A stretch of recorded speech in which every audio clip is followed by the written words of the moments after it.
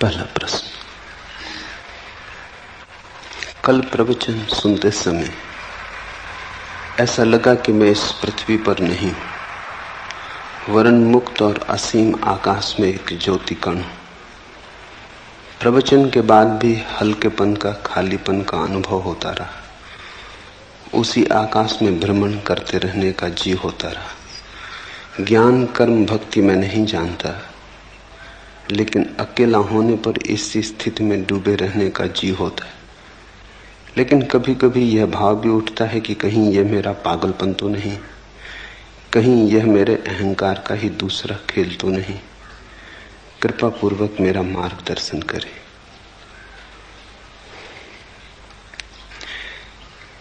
इस पृथ्वी पर हम हैं, पर इस पृथ्वी पर वस्तुतः हम न हो सकते हैं और न हम हैं। प्रतीत होता है पृथ्वी पर हम अजनबी हैं। देह में घर किया है, लेकिन देह हमारा घर नहीं। जैसे कोई परदेश में बस जाए और भूल ही जाए स्वदेश को, फिर अचानक राह पर किसी दिन बाजार में कोई मिल जाए जो घर की याद दिला दे, जो अपनी भाषा में बोले, तो एक क्षण को परदेश मिट जाएगा, स्वदेश प्रकट हो जाएगा। शास्त्र का यही मूल्य है, शास्त्राओं के वचनों का यही अर्थ है। उनकी सुन के क्षण भर को हम यहां नहीं रह जाते, वहां हो जाते हैं जहां हमें होना चाहिए।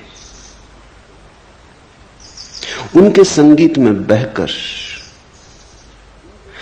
जो चारों तरफ घेरे है वो दूर हो जाता है, और जो बहुत दूर है पास आ जाता है। अष्टावक्र के वचन बहुत अनूठे, सुनोगे तो ऐसा बार बार होगा। बार बार लगेगा पृथ्वी पर नहीं हो, आकाश के हो गए, क्योंकि वे वचन आकाश के, वे वचन स्वदेश से आए, उस स्रोत से आए जहां से हम सबका आना हुआ है, और जहां हमें जाना चाहिए, और जहां जाए बिना हम कभी चैन को उपलब्ध ना हो सकेंगे। जहां हम हैं सराय है, घर नहीं।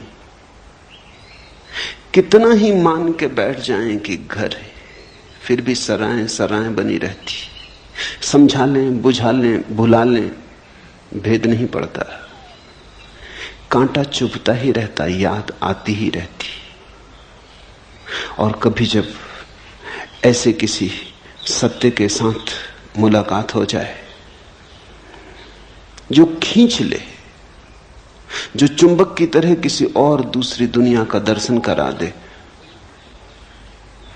तो लगेगा कि हम पृथ्वी के हिस्से नहीं रहे। ठीक लगा। कल प्रवचन सुनते समय ऐसा लगा कि मैं इस पृथ्वी पर नहीं हूं। इस पृथ्वी पर कोई भी नहीं है।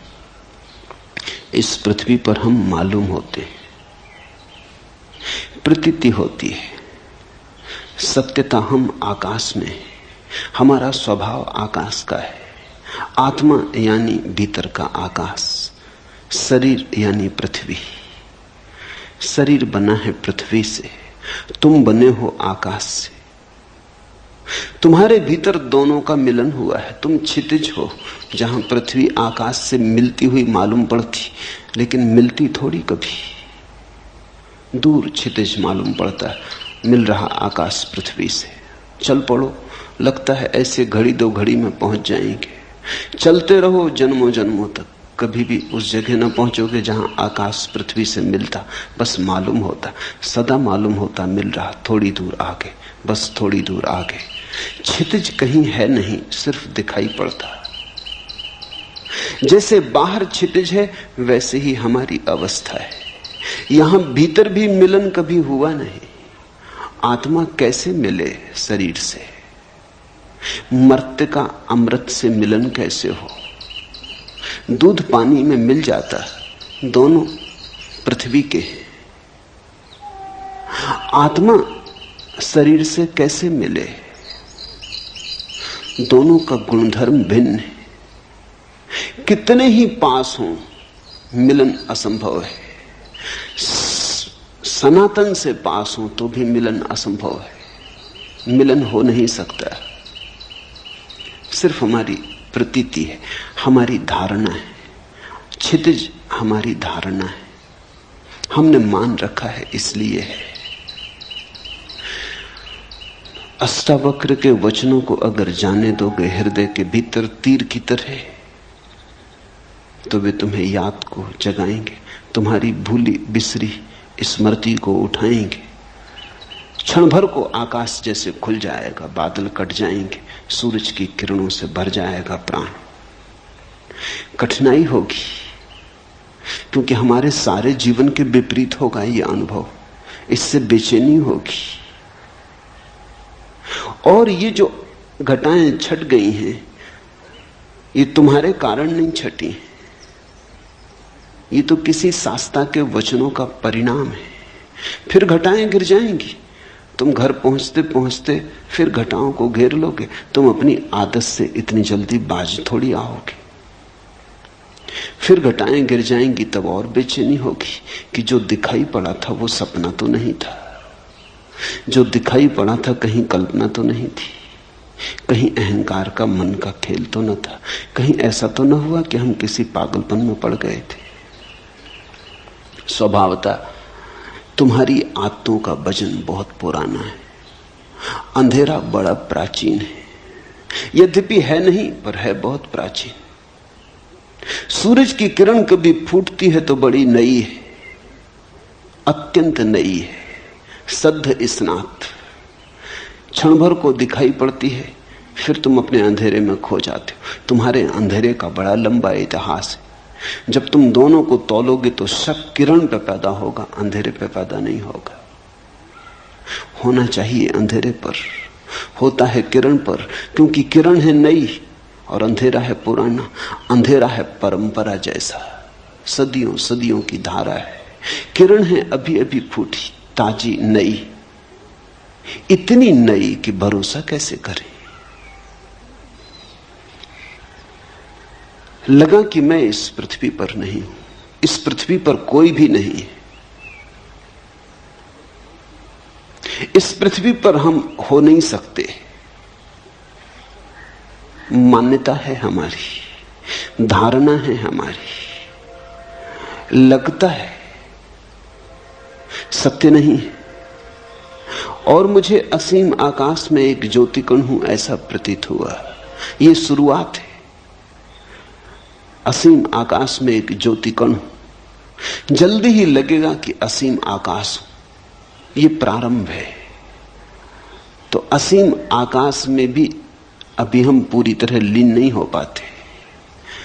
अगर लगता भी है कभी कभी वो उड़ान भी आ जाती, वो तूफान भी आ जाता, हवाएं हमें ले भी जाती, तो भी हम अपने को अलग ही बचा लेते।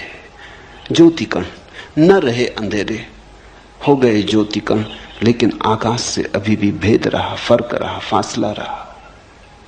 घटना तो पूरी उस दिन घटेगी जिस दिन तुम आकाश ही हो जाओगे। ज्योतिकण भी भिन्न है जिस दिन तुम अभिन्न हो जाओगे, जिस दिन लगेगा मैं शून्याकाश हूं। ऐसा तो कहते हैं भाषा में कि मैं शून्याकाश हूं। जब तक मैं है तब तक ये कैसे हो सकेगा? मैं है तो आकाश अलग रहेगा। जब ऐसा प्रतीत होगा कि शून्याकाश है, तब मैं तो नहीं रहूंगा, शून्याकाश ही रहेगा। कहते हैं अहम ब्रह्मास्मि, मैं ब्रह्म हूं। लेकिन जब ब्रह्म होगा तब मैं कैसे रहेगा? ब्रह्म ही रहेगा, मैं नहीं रहूंगा। पर कहने में और कोई उपाय नहीं। भाषा तो सोए हुए लोगों की है, भाषा तो उनकी है जो परदेश में बस गए और जिन्होंने परदेश को स्वदेश मान लिया। मौन ही ज्ञानियों का है, भाषा तो अज्ञानियों की है। तो जैसे ही कुछ कहो कहते ही सत्य असत्य हो जाता है। अहम ब्रह्मास्मि, मैं ब्रह्म हूं, मैं आकाश हूं, कहते ही असत्य हो गया। आकाश ही है। लेकिन यह भी कहना आकाश ही है पूरा सत्य नहीं है, क्योंकि ही बताता है कि कुछ और भी होगा, अन्यथा ही पर जोर क्यों है? आकाश है, इतने कहने में भी अड़चन है, क्योंकि जो है वो नहीं हो सकता है। हम कहते हैं मकान है, कभी मकान नहीं हो जाता है, गिर जाता है, खंडर हो जाता है। हम कहते हैं आदमी है, कभी आदमी मर जाता है। आकाश इस तरह तो नहीं है, कभी है और कभी नहीं। आकाश तो सदा है। तो आकाश है ऐसा कहना पुनरुक्ति है। आकाश का स्वभाव ही होना है, इसलिए है को क्या दोहराना। है कहना तो उन चीजों के लिए ठीक है जो कभी नहीं भी हो जाती। मनुष्य है, एक दिन नहीं था, आज है, कल फिर नहीं हो जाएगा। हमारी है तो दो नहीं के बीच में। आकाश की है,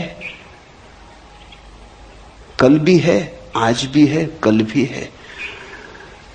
दो है के बीच में है का क्या अर्थ?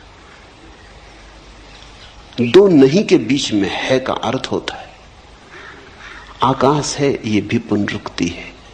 कहें आकाश, लेकिन आकाश जब कहते हैं, शब्द जब बनाते हैं तभी भूल हो जाती।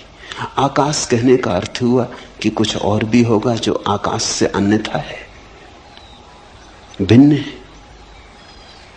अन्यथा शब्द की क्या जरूरत? अगर एक ही है तो एक कहने का भी कोई प्रयोजन नहीं।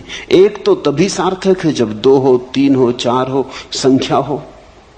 आकाश भी क्या कहना। इसलिए ज्ञान तो मौन है।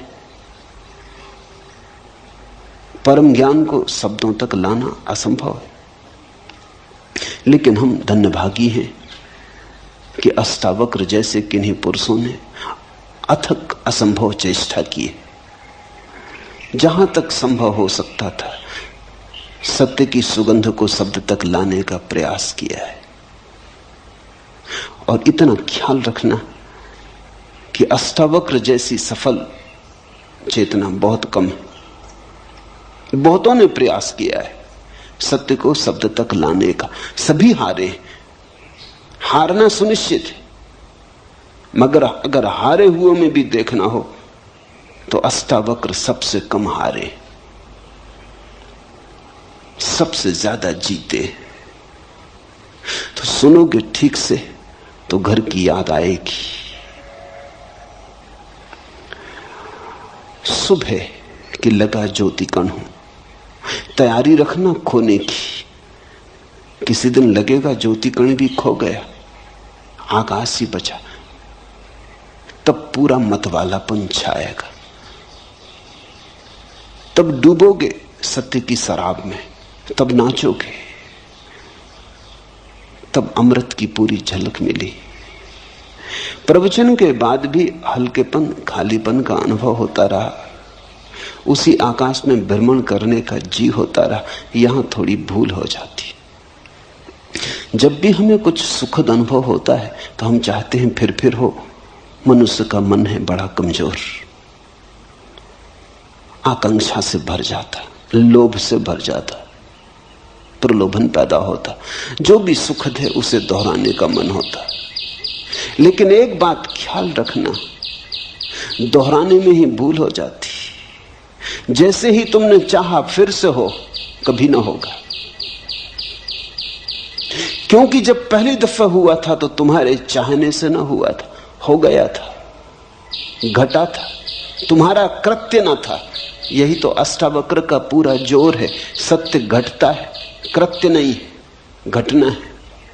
सुनते सुनते हुआ था, तुम कर क्या रहे थे? सुनने का अर्थ ही होता है कि तुम कुछ भी ना कर रहे थे, तुम शून्य भाव से बैठे थे, तुम मौन थे, तुम सजग थे, तुम जागे हुए थे, सोए नहीं थे। ठीक, लेकिन तुम कर क्या रहे थे? तुम केवल ग्राहक थे। तुम्हारी चित्त की दशा दर्पण की तरह थी, जो आ जाए झलक जाए, जो कहा जाए सुन लिया जाए। तुम कुछ उसमें जोड़ ना रहे थे। अगर तुम जोड़ रहे होते तो जो घटी है बात वो कभी ना घटती। तुम व्याख्या भी ना कर रहे थे। भीतर बैठे बैठे तुम ये ना कह रहे थे कि हाँ ठीक है, गलत है, मुझसे मेल खाता नहीं मेल खाता, शास्त्र में ऐसा कहा है कि नहीं कहा है। तुम तर्क ना कर रहे थे। अगर तुम तर्क कर रहे थे तो ये घटना ना घटती। जिनने पूछा है, स्वामी ओम प्रकाश सरस्वती ने, उन्हें मैं जानता हूं। तर्क से उनका चित्त बड़ा दूर है, संदेह विवाद से बहुत दूर है। जा चुके वे दिन। कभी किया होगा तर्क, कभी किया होगा संदेह, जीवन के अनुभव से पक गए। अब नहीं, वो बचपना मन में रहा, इसलिए घटना घट सकी। सुन रहे थे, कुछ करना रहे थे, बैठे थे, बैठे बैठे हो गया। तो जब पहली दफा तुम्हारे बिना किए हुआ, तो दूसरी दफा अगर तुमने चाहा कि हो जाए तो बाधा पड़ जाएगी। चाहे तो उसके होने का कारण थी ही नहीं। इसलिए जब ऐसी अभूतपूर्व घटनाएं घटे तो चाहना मत। जब घटे आनंद भाव से स्वीकार कर लेना, जब न घटे तो शिकायत मत करना, मांगना मत। मांगे कि चूके। मांगने जबरदस्ती, आग्रह घटना चाहिए। एक दफा घट गया तो अब क्यों नहीं घटता है? ऐसा रोज होता है। जब यहां लोग ध्यान करने आते हैं, शुरू में ताजे और नए होते हैं, कोई अनुभव नहीं होता तो घट जाता है। ये बड़ी हैरानी की बात है। इसे तुम समझना, अष्टावक्र को समझने में इससे सहायता मिलेगी। ये मेरे रोज का अनुभव है। जब लोग नए ताजे आते हैं और ध्यान का उन्हें कोई अनुभव नहीं होता तो घट जाता है। घट जाता तो आह्लाद से भर जाते, मगर वहीं गड़बड़ हो जाती। फिर मांग शुरू होती, आज जो हुआ कल हो, न केवल हो बल्कि और ज्यादा हो। फिर नहीं घटता। फिर वो मेरे पास आकर रोते हैं, वो कहते हैं हुआ क्या, कहां भूल हो गई? पहले घटा, अब नहीं घट रहा है। भूल यही हो गई कि पहले जब घटा तो तुमने मांगा न था, अब तुम मांग रहे हो। अब तुम्हारा मन निर्दोष ना रहा, मांगने दूषित किया। अब तुम सरल ना रहे, अब तुम खुले ना रहे, मांगने द्वार दरवाजे बंद किए। आकांक्षा जग गई, आकांक्षा ने सब विकृत कर दिया। वासना खड़ी हो गई, लोभ पैदा हो गया। ऐसा रोज होता है। जो लोग बहुत दिन से ध्यान कर रहे हैं, बहुत तरह की प्रक्रियाएं कर रहे हैं, उन्हें ध्यान बड़े मुश्किल से लगता है। उनका अनुभव बाधा बनता है। कभी कभी कोई चला आता है ऐसे ही तरंगों में बहता हुआ। कोई मित्र आता था, उसने कभी सोचा भी नहीं ध्यान का। कोई मित्र आता था, उसने सोचा चलो चले चले देखें क्या है। कुतूहलवश चला आया था। कोई वासना न थी, कोई अध्यात्म की खोज भी न थी, कोई चेष्टा भी न थी, ऐसे ही चला आया था। औरों को ध्यान करते देख तरंग आ गई, सम्मिलित हो गया, घट गए। चौंका आदमी, मैं तो आया ही नहीं था ध्यान करने और ध्यान हो गया। बस फिर अड़चन। अब दोबारा जब आता है तो आकांक्षा है, मन में रस है, फिर से हो, लोभ है, पुनरुक्ति का भाव है। मन आ गया, मन ने सब खेल खराब कर दिए। जहां मन नहीं है वहां घटता है। ध्यान रखना, मन पुनरुक्ति की वासना है। जो हुआ सुखद फिर से हो, जो हुआ दुखद फिर कभी ना हो, यही तो मन है। मन चुनाव करता है, ये हो और ये ना हो, ऐसा बार बार हो और ऐसा अब कभी ना हो, यही तो मन है। जब तुम जीवन के साथ बहने लगते, जो हो ठीक, जो ना हो ठीक। दुख आए तो स्वीकार, दुख आए तो विरोध नहीं, सुख आए तो स्वीकार, सुख आए तो उन्माद नहीं। जब सुख और दुख में कोई सम होने लगता है, समता आने लगती है, जब सुख और दुख धीरे धीरे एक ही जैसे मालूम होने लगते हैं, क्योंकि कोई चुनाव ना रहा, अपने हाथ की कोई बात ना रही, जो होता है होता है, हम देखते रहते हैं। इसको अष्टावक्र कहते हैं साक्षी भाव। और वो कहते हैं साक्षी भाव सदा तो सब सदा। साक्षी भाव साक्षी को जगाता भीतर, बाहर समता ले आता है। समत्व साक्षी भाव की छाया है। या तुम समत्व में उपलब्ध हो जाओ तो साक्षी भाव चला आता। वे दोनों साथ साथ चलते, वे एक ही घटना के दो पैर या दो पंख हैं। उसी आकाश में भ्रमण करने का जी होता रहता है। इससे सावधान होना, मन को मौका मत देना कि ध्यान की घड़ियों को खराब करे। इसी मन ने तो संसार खराब किया, इसी ने तो जीवन के सारे संबंध विकृत किए, इसी मन ने तो सारे जीवन को रेगिस्तान जैसा रूखा कर दिया। जहां बहुत फूल खिल सकते थे वहां सिर्फ कांटे हाथ में रह गए। अब इस मन को अंतर यात्रा पर साथ मत लाओ, इसे नमस्कार करो, इसे विदा दो, प्रेम से सही पर इसे विदा दो। इससे कहो बहुत हो गया, अब हम न मांगेंगे, अब जो होगा हम जागेंगे, हम देखेंगे। जैसे ही तुमने मांगा फिर तुम साक्षी नहीं रह सकते, तुम भोक्ता हो गए। ध्यान के भी भोक्ता हो गए तो ध्यान गया। भोक्ता का अर्थ यह है कि तुमने कहा इसमें मुझे रस आया, इससे मुझे सुख मिला।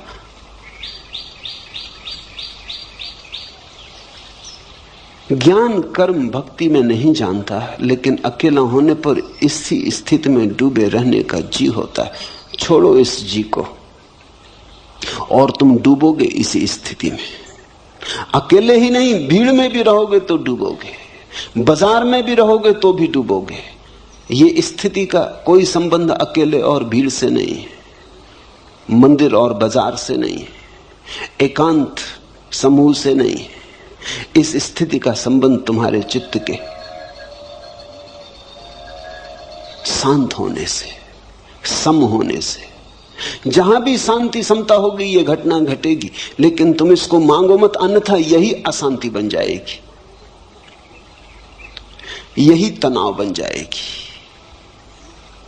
अष्टावक्र कहते अभी और यहीं।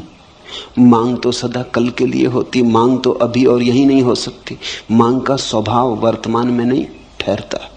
मांग का अर्थ ही है हो, कल हो, घड़ी भर बाद हो, क्षण भर बाद हो। मांग अभी तो नहीं हो सकती। मांग के लिए तो समय चाहिए, थोड़ा ही सही पर समय चाहिए। और भविष्य है नहीं, जो नहीं है उसी का नाम भविष्य, जो है उसका नाम वर्तमान है। वर्तमान और मांग का कोई संबंध नहीं होता। जब तुम वर्तमान में होगे तो पाओगे कोई मांग नहीं, और तब घटेगी ये घटना। जब इसे घटाने का जीना रहेगा तब ये खूब घटेगी। इस पहेली को ठीक से समझ लो, इस पहेली का एक एक कोना पहचान लो। जिस दिन तुम कुछ भी न मांगोगे उस दिन सब घटेगा। जिस दिन तुम परमात्मा के पीछे दीवाने होकर न दौड़ोगे वो तुम्हारे पीछे चला आएगा। जिस दिन तुम ध्यान के लिए आतुरता न दिखाओगे, तुम्हारे भीतर कोई तनाव ना होगा, उस दिन ध्यान ही ध्यान से भर जाओगे। ध्यान कहीं बाहर से थोड़ी आता। जब तुम तनाव में नहीं हो तो जो तुम्हारे भीतर शेष रह जाता उसका नाम ध्यान है। जब तुम्हारे भीतर वासना नहीं है तो जो शेष रह जाता उसका नाम ध्यान है। झील है, तरंगें उठ रही, हवा के झकोरे हैं, झील का पूरी छाती तूफान से भर गई, आंधी है, सब उथल पुथल हो रही है। आकाश में चांद है पूरा, लेकिन प्रतिबिंब नहीं बनता क्योंकि झील कप रही। दर्पण कैसे बने?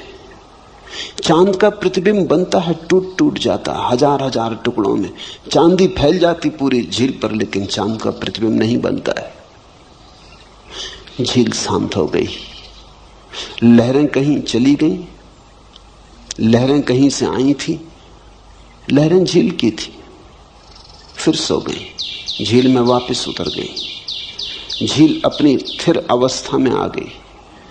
वो जो चांदी की तरह फैल गया चांद था, झील की छाती पर सिकुड़ आया एक जगह, ठीक प्रतिबिंब बनने लगा। जैसे ही तुम्हारे मन की झील पे तरंगे नहीं होती, तरंग यानी वासना, तरंग यानी मांग, तरंग यानी ऐसा हो और ऐसा ना हो। जब कोई तरंग मन की झील पे नहीं होती तो सत्य जैसा है वैसा ही प्रतिबिंबित होता है। तो जो बनता है चांद तुम्हारे भीतर, उसके सौंदर्य का क्या कहना, उसके रस का क्या कहना। रसधार बरसती,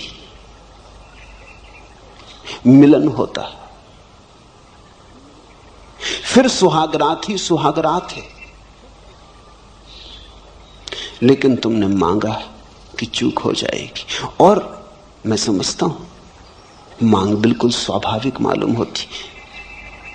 बड़ी अड़चन है, इतना सुख मिलता है ऐसी घड़ियों में कि कैसे बचे न मांगने से।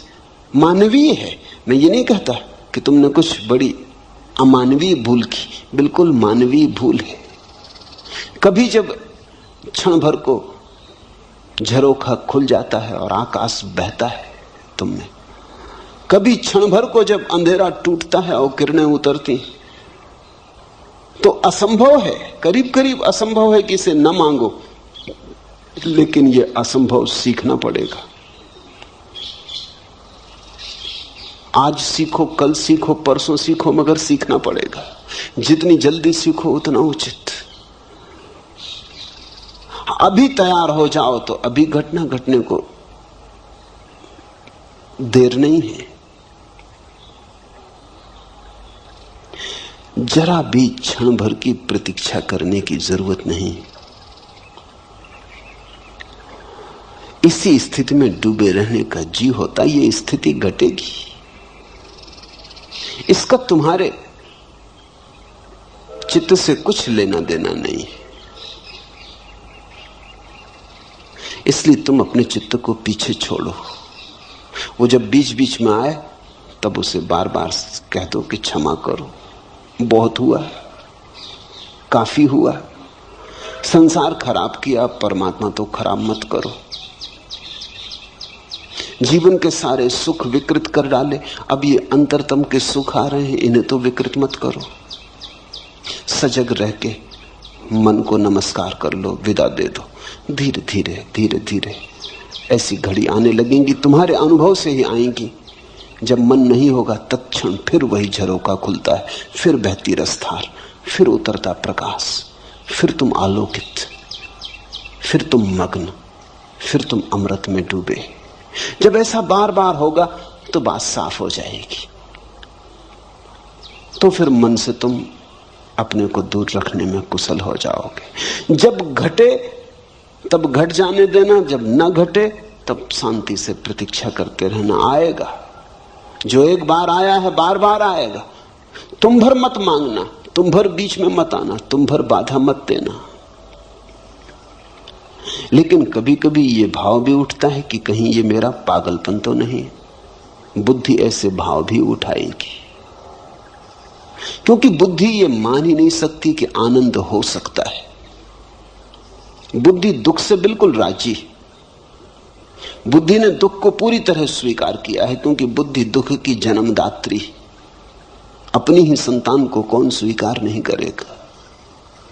तो बुद्धि मानती है दुख है तो बिल्कुल ठीक है। लेकिन महासुख, जरूर कहीं कोई गड़बड़ हो गई। ऐसा कहीं होता है, कोई कल्पना हो गई, कोई सपना देखा, किसी देवा स्वप्न में खो गए, किसी सम्मोहन में उतर गए, जरूर कहीं कुछ पागलपन हो गया है। बुद्धि ऐसे बार बार कहेगी, इसे सुनना मत, इस पर ध्यान मत देना।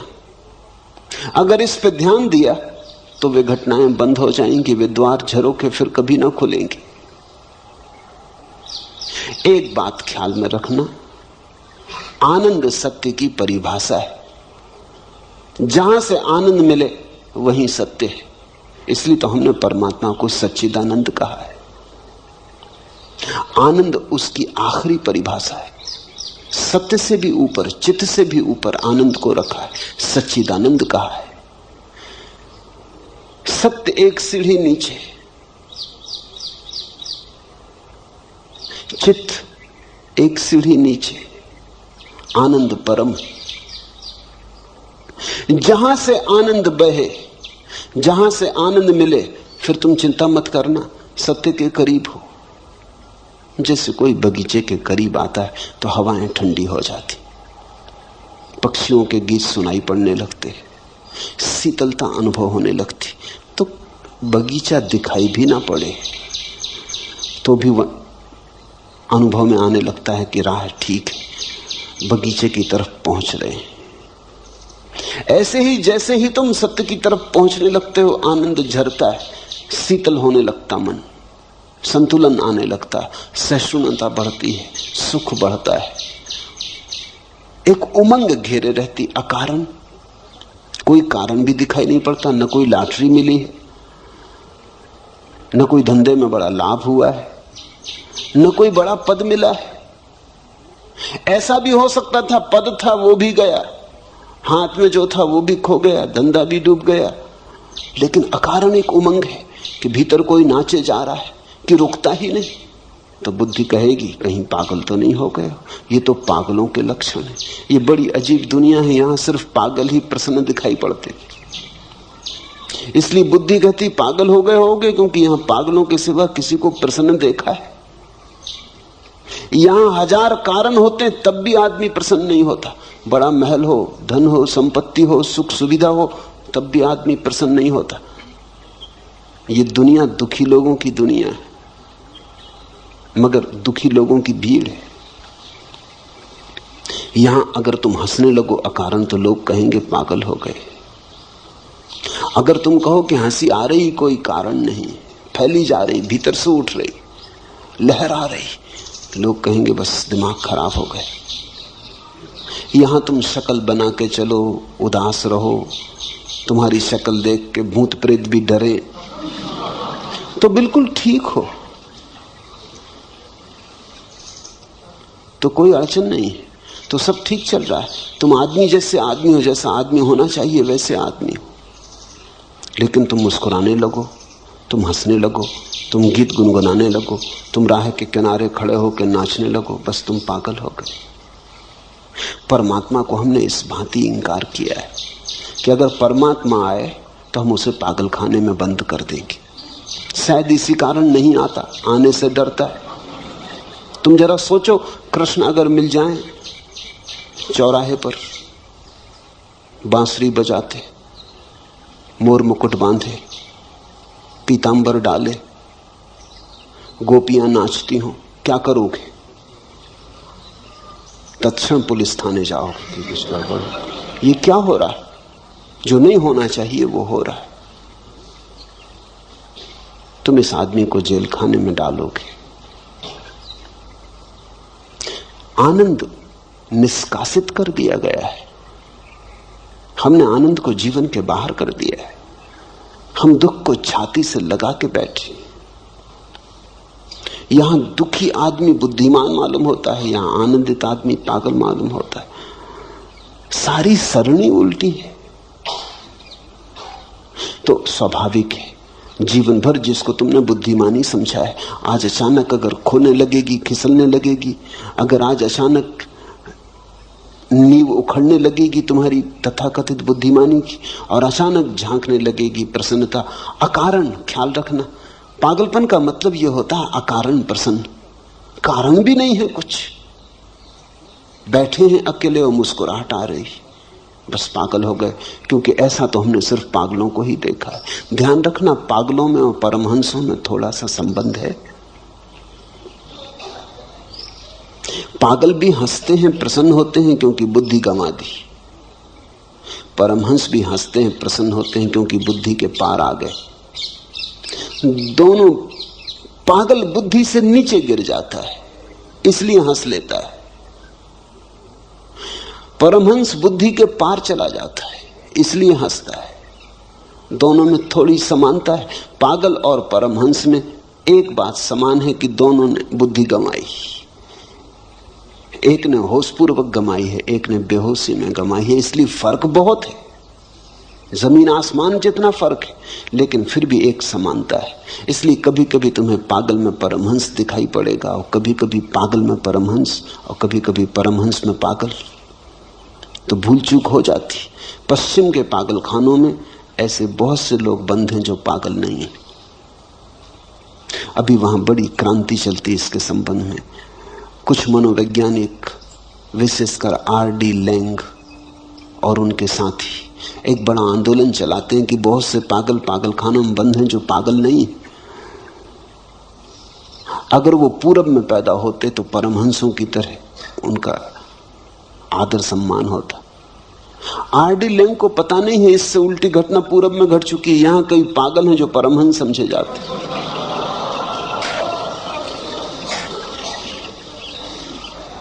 मगर आदमी आदमी है। यहां पूरब में कई पागल परमहंस समझ लिए गए, मगर भूल चूक होती क्योंकि दोनों की सीमाएं एक दूसरे पे पड़ जाती। तो ये शक स्वाभाविक है। एक ही बात ख्याल रखना इसमें, आनंद बढ़ रहा हो घबराना मत। मगर आनंद पागलपन के कारण भी बढ़ सकता है। तो सुरक्षा की कसौटी क्या है? सुरक्षा की कसौटी यह है, तुम्हारा आनंद बढ़ रहा हो और तुम्हारे कारण किसी का दुख न बढ़ रहा हो तो बेफिक्री से जाना। तुम्हारा आनंद किसी की हिंसा, किसी पे आक्रमण, किसी को दुख देने पर निर्भर ना हो तो फिर पागलपन से डरने की कोई वजह नहीं है। अगर पागल भी हो रहे तो यह पागलपन बिल्कुल शुभ है, ठीक है। फिर बेझिझक इसमें प्रवेश कर जाना। डरने का कारण तो तभी है जब तुम किसी को नुकसान पहुंचाने लगो। तुम्हारे नाच से किसी को कोई बाधा नहीं है, लेकिन कोई सो रहा है, तुम उसकी छाती पे जाकर ढोल बजा कर नाचने लगो। तुम नाचो, इससे कुछ अड़चन नहीं है। तुम गुनगुनाओ राम का नाम, ये ठीक है।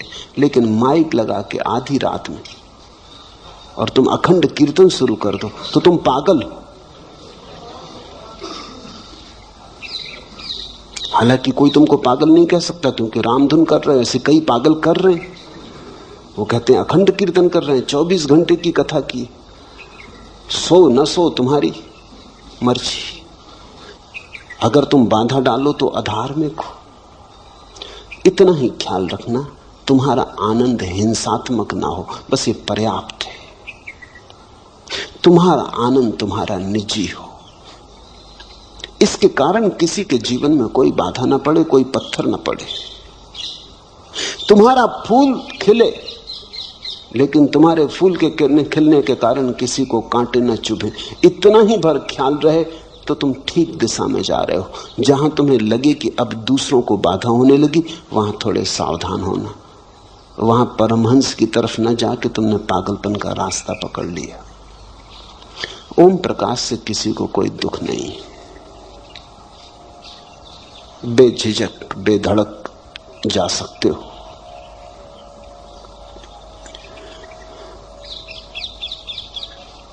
कल मैं एक गीत पढ़ रहा था, जो कुछ सुंदर था प्रेय काम में, जो अच्छा मंजा नया था सत्यसार, मैं बीन बीन कर लाया नैवेद्य चढ़ाया, पर यह क्या हुआ सब पड़ा पड़ा कुम्हलाया, सूख गया मुरझाया, कुछ भी तो उसने हाथ बढ़ाकर नहीं लिया। यूं कहीं तो था लिखा, पर मैंने जो दिया, जो पाया, जो पिया, जो गिराया, जो ढाला, जो छलकाया, जो नितारा, जो छाना, जो उतारा, जो चढ़ाया, जो जोड़ा, जो तोड़ा, जो छोड़ा, सबका जो कुछ हिसाब रहा, मैंने देखा कि उसी यज्ञ ज्वाला में गिर गया। और उसी क्षण मुझे लगा कि अरे मैं तिर गया, ठीक है, मेरा सिर फिर गया। तिरता है आदमी सिर के फिरने से। परमात्मा को तुम चढ़ाओ चुन चुन के चीजें, अच्छी अच्छी चीजें, उससे कुछ ना होगा जब तक कि सिर ना चढ़े। सुनो, फिर जो कुछ सुंदर था प्रेम काम में, जो अच्छा मंजा नया था, सबके सार मैं बीन बीन कर लाया, नैवेद्य चढ़ाया। पर यह क्या हुआ? सब पड़ा पड़ा कुम्हलाया, सूख गया मुरझाया, कुछ भी तो उसने हाथ बढ़ाकर नहीं लिया। तुम ले आओ सुंदरतम को खोजकर, बहुमूल्य को खोजकर, चढ़ाओ कोहिनूर, कुम्हलाएंगे। तोड़ो फूल कमल के, गुलाब के, चढ़ाओ, कुम्हलाएंगे। एक ही चीज वहां स्वीकार है, वो तुम्हारा सिर, वो तुम्हारा अहंकार, वो तुम्हारी बुद्धि, वो तुम्हारा मन। अलग अलग नाम है, बात एक ही है। वहां चढ़ाओ अपने को। और उसी क्षण मुझे लगा कि अरे मैं तिर गया, ठीक है, मेरा सिर फिर गया। लोग तो यही कहेंगे, ओम प्रकाश के सिर फिर गया। कहने दो लोगों को, लोगों के कहने से कोई चिंता नहीं। जब लोग तुमसे कहते हैं सिर फिर गया, तो वो इतना ही कर रहे हैं कि अपने सिर की रक्षा कर रहे हैं, और कुछ नहीं। जब लोग तुमसे कहते हैं तुम्हारा सिर फिर गया, तो वो ये कह रहे हैं कि बचाओ हमें, इधर इस तरफ मत आओ, हमें मत सुनाओ ये गीत, मत ये हंसी हमारे द्वार लाओ, मत दिखाओ हमें ये आंखें मदमस्त, ये खबरें मत कहो हमसे। घबराहट है उनकी, भीतर उनके भी यही राग है, भीतर उनके भी ऐसी ही वीणा पड़ी है जो प्रतीक्षा करती जन्मों जन्मों से कि कोई छेड़ दे, मगर डर है, घबराहट है। बहुत कुछ उन्होंने झूठे जगत में बनाया है, बसाया है, कहीं उखड़ ना जाए। मैं इलाहाबाद में था, एक मित्र मेरे सामने ही बैठ के मुझे सुन रहे थे। लाखों लोगों ने मुझे मेरे सामने बैठ के सुना है, बहुत कम ऐसे लोग हैं जिन्होंने इतने भाव से सुना हो जैसा भाव से वो सुन रहे थे। उनकी आंखों से आंसुओं की धार बह रही थी। अचानक बीच में उठे, सभा भवन छोड़ के चले गए। मैं थोड़ा चौंका, ये क्या हुआ? पूछताछ की, संयोजक को कहा, वो बड़े प्रसिद्ध व्यक्ति थे, मैं तो जानता नहीं था। साहित्यकार थे, कवि थे, लेखक थे। संयोजक ने उनके घर जाके पूछा, उन्होंने कहा बाबा माफ करो, मैं घबरा गया। 20 मिनट के बाद मैंने कहा अब यहां से भाग जाना उचित, अगर थोड़ी देर और रहा तो कुछ से कुछ हो जाएगा। इस आदमी का तो सिर फिरा है, मेरा फिरा देखा।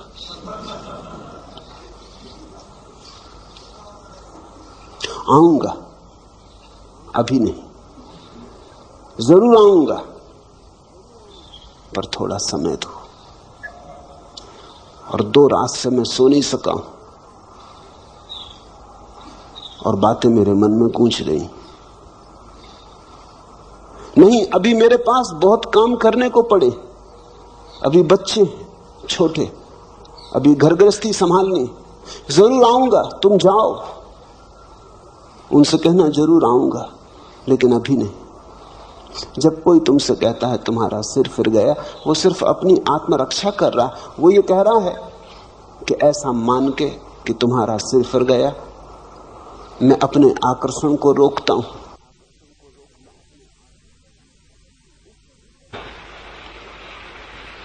उसके भीतर भी अदम्य आकांक्षा है।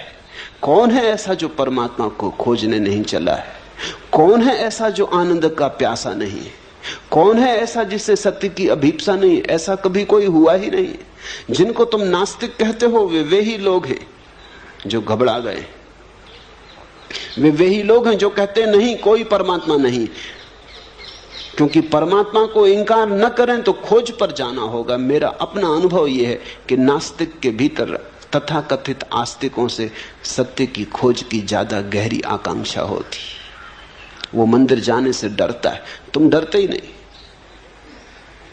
तुम डरते नहीं क्योंकि तुम्हारे भीतर कोई ऐसी प्रबल आकांक्षा नहीं कि तुम पगला जाओगे।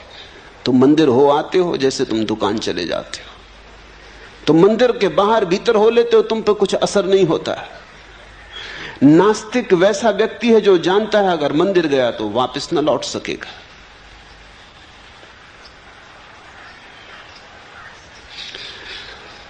गया तो वैसा का वैसा वापस न लौट सकेगा। तो एक ही उपाय है, वो कहता है ईश्वर नहीं है, धर्म सब पाखंड है। वो अपने को बचा रहा है, समझा रहा है कि ईश्वर है ही नहीं तो मंदिर जाना क्यों? ईश्वर है नहीं तो क्यों उलझन में पड़ना, क्यों ध्यान, क्यों प्रार्थना? मेरे देखे नास्तिक के भीतर आत्मरक्षा चल रही है। मैंने अब तक कोई नास्तिक नहीं देखा जो वस्तुतः नास्तिक हो। आदमी नास्तिक हो कैसे सकता है? नास्तिक का तो अर्थ हुआ कि कोई आदमी नहीं के भीतर रहने का प्रयास कर रहा है। नहीं के भीतर कोई रह कैसे सकता है? नास्ति में कोई जी कैसे सकता है? जीने के लिए हां चाहिए। नहीं में कहीं फूल खिलते? हां चाहिए, स्वीकार चाहिए। जीवन में जितना स्वीकार होता है उतने ही फूल खिलते, लेकिन सीमा के बाहर फूल न खिल जाएं इससे भय होता है। कहीं फूल इतने न खिल जाएं कि मैं उन्हें संभाल ना पाऊं। कल रात एक युवक ने मुझे कहा कि अब मुझे बचाएं, ये जरूरत से ज्यादा हुई जा रही बात। मैं इतना प्रसन्न हूं कि लगता है मैं टूट जाऊंगा। इतना आनंद है कि लगता है मैं संभाल ना पाऊंगा। ये मेरे हृदय का पात्र छोटा है, मुझे बचाएं। मैं इसके ऊपर से बहा जा रहा हूं। ये मेरी सीमाएं सब टूटी जा रही हैं और मुझे डर है कि अगर मैं इसके साथ बह गया तो फिर लौट ना पाऊंगा। नियंत्रण कहीं खो ना जाए, ये भय। अहंकार दुख के साथ भली भांति जी लेता है क्योंकि दुख में नियंत्रण नहीं खोता। कितने ही तुम रो दुख में, तुम अपने मालिक रहते हो। नियंत्रण खोता है आनंद में। सीमा टूटती आनंद में, दुख में कभी कोई सीमा नहीं टूटती। नरक में भी सीमा नहीं टूटती। तुम नरक में भी पड़े रहो तो भी तुम अपने भीतर मजबूत रहते हो। सीमा टूटती है स्वर्ग में, वहां नियंत्रण खो जाता है। जहां नियंत्रण खोता वहां अहंकार खो जाता है। जहां नियंत्रण खोता वहां बुद्धि की पकड़ खो जाती, तर्क का जाल खो जाता। वही हो रहा है। घबराना मत, तिरने का क्षण करीब आ रहा है, लेकिन सिर फिरे बिना कोई कभी तिरा नहीं।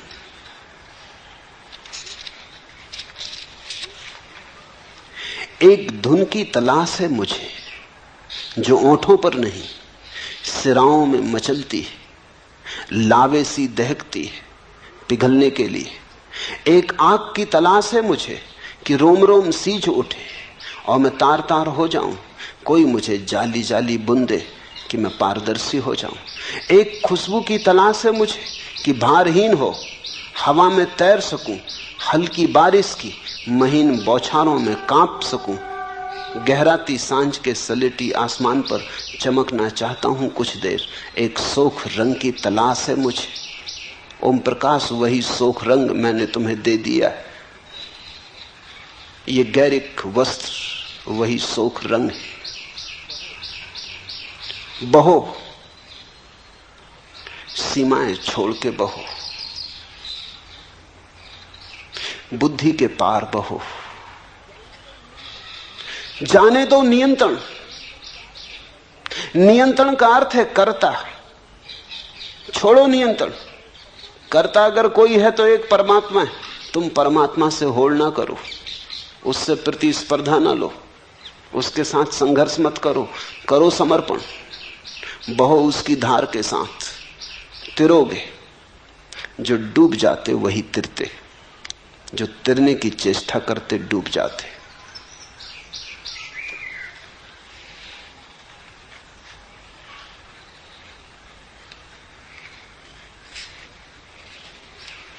दूसरा प्रश्न, सदा से खोजियों का यह अवलोकन रहा है कि परमात्मा उपलब्धि अत्यंत दुस्साध्य घटना है,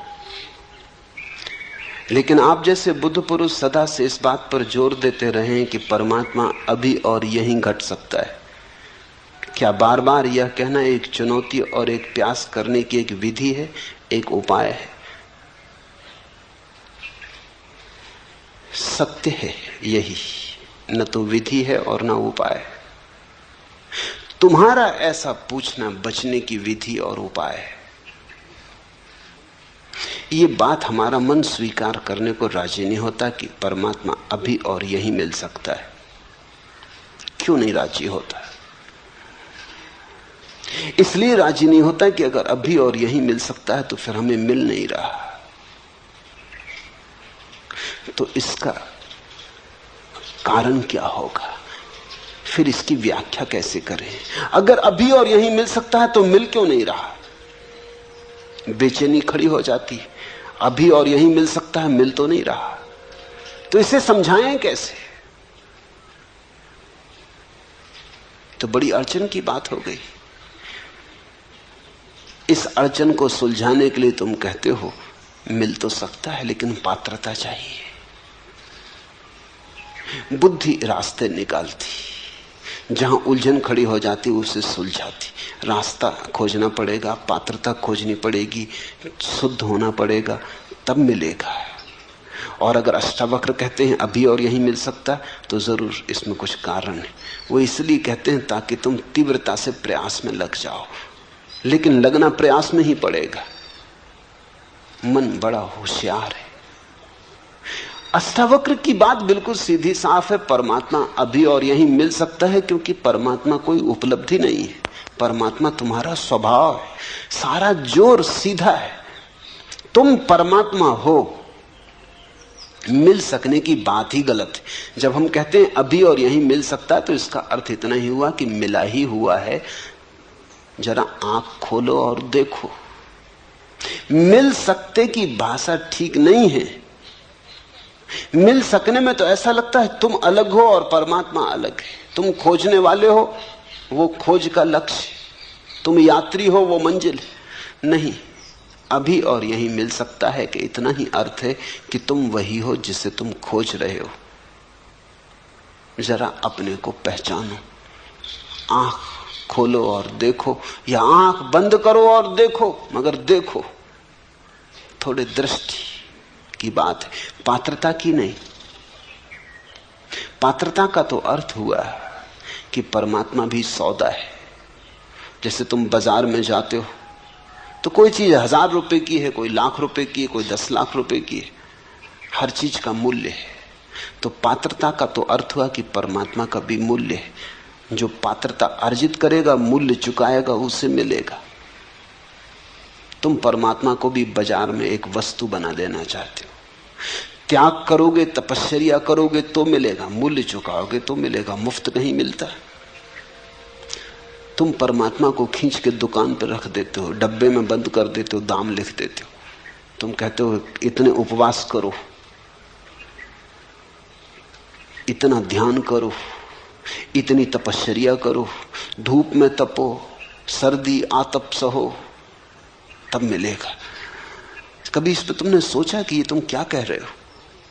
तुम ये कह रहे हो कि तुम्हारे कुछ करने से परमात्मा के मिलने का संबंध हो सकता है। तुम जो करोगे वो तुम्हारा किया ही होगा। तुम्हारा किया तुमसे बड़ा नहीं हो सकता। तुम्हारी तपश्चर्या तुम्हारी ही होगी। तुम जैसी ही दीन, तुम जैसी ही मलिन, तुम्हारी तपश्चर्या तुमसे बड़ी नहीं हो सकती। और तपश्चर्या से जो मिलेगा उसकी भी सीमा होगी, क्योंकि सीमित से सीमित ही मिल सकता, असीम नहीं। तपश्चर्या से जो मिलेगा वो तुम्हारे ही मन की कोई धारणा होगी, परमात्मा नहीं। अष्टावक्र कह रहे हैं कि परमात्मा तो है ही, वही तुम्हारे भीतर धड़क रहा, वही तुम्हारे भीतर श्वास ले रहा, वही जन्मा है, वही विदा होगा, वही अनंत काल से अनंत अनंत रूपों में प्रकट हो रहा है। कहीं वृक्ष है, कहीं पक्षी है, कहीं मनुष्य है। परमात्मा है, उसके अतिरिक्त कुछ भी नहीं। इस सत्य की प्रतिभिज्ञा, इस सत्य का स्मरण। मैंने सुना है एक सम्राट अपने बेटे पर नाराज हो गया, उसे देश निकाला दे दिया। सम्राट का बेटा था, कुछ और तो करना जानता नहीं था, क्योंकि सम्राट के बेटे ने कभी कुछ किया न था, भीख ही मांग सकता था। जब कोई सम्राट न रह जाए तो भिखमंगे के सिवा और कोई उपाय नहीं बचता। भीख मांगने लगा। 20 वर्ष बीत गए, भूल ही गया। अब 20 वर्ष कोई भीख मांगे तो याद रखना कि मैं सम्राट हूं, असंभव, कष्टपूर्ण होगा। भीख मांगने में कठिनाई पड़ेगी। यही उचित है कि भूल ही जाओ। वो भूल ही गया था, अन्यथा भीख कैसे मांगे? सम्राट और भीख मांगे, द्वार द्वार दरवाजे दरवाजे भिक्षा पात्र लेके खड़ा हो, होटल में रेस्तरां के सामने भीख मांगे, जूठन मांगे। सम्राट को भुला ही देना पड़ा, विस्मृत ही कर देना पड़ा। वो बात ही गई। वो जैसे अध्याय समाप्त हुआ, वो जैसे कि कहीं कोई सपना देखा होगा, कि कोई कहानी पढ़ी होगी, कि फिल्म देखी होगी, अपने से क्या लेना देना। 20 साल बाद जब सम्राट बूढ़ा हो गया, उसका बाप, तो वो घबराया। एक ही बेटा था, वही मालिक था। उसने अपने वजीरों को कहा, उसे खोजो और जहां भी हो उसे ले आओ। कहना बाप ने क्षमा किया। अब क्षमा और न क्षमा का कोई अर्थ नहीं, मैं मर रहा हूं।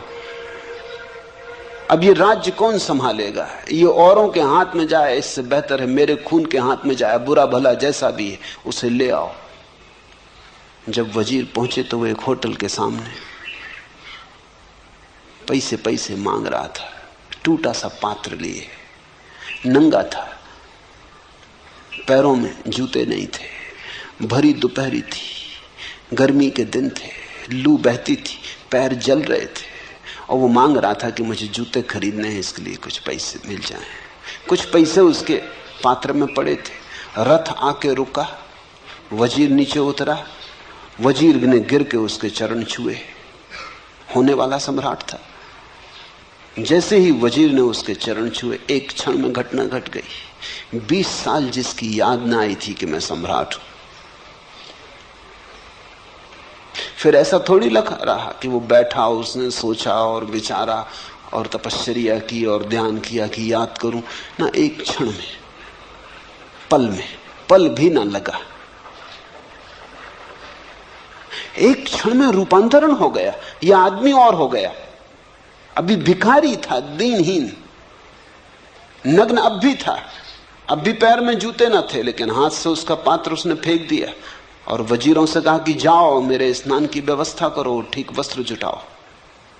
वो जाके रथ पे बैठ गया। उसकी महिमा देखने जैसी थी। अभी भी वही का वही था, लेकिन उसके चेहरे पर अब एक गरिमा थी, आंखों में एक दीप्ति थी, चारों तरफ एक आभा मंडल था। सम्राट था। याद आ गई, बाप ने बुलावा भेज दिया। ठीक ऐसा ही है।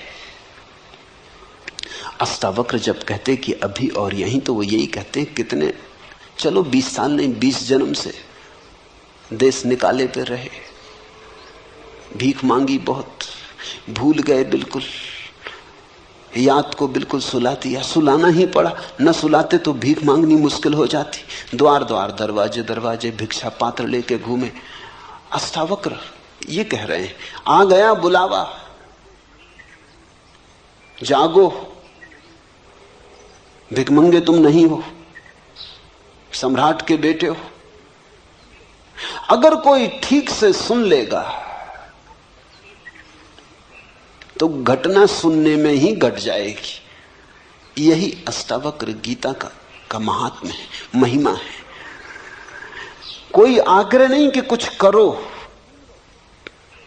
सिर्फ सुन लो। सिर्फ सत्य को पहुंचने दो तुम्हारे हृदय तक, बाधा मत बनो,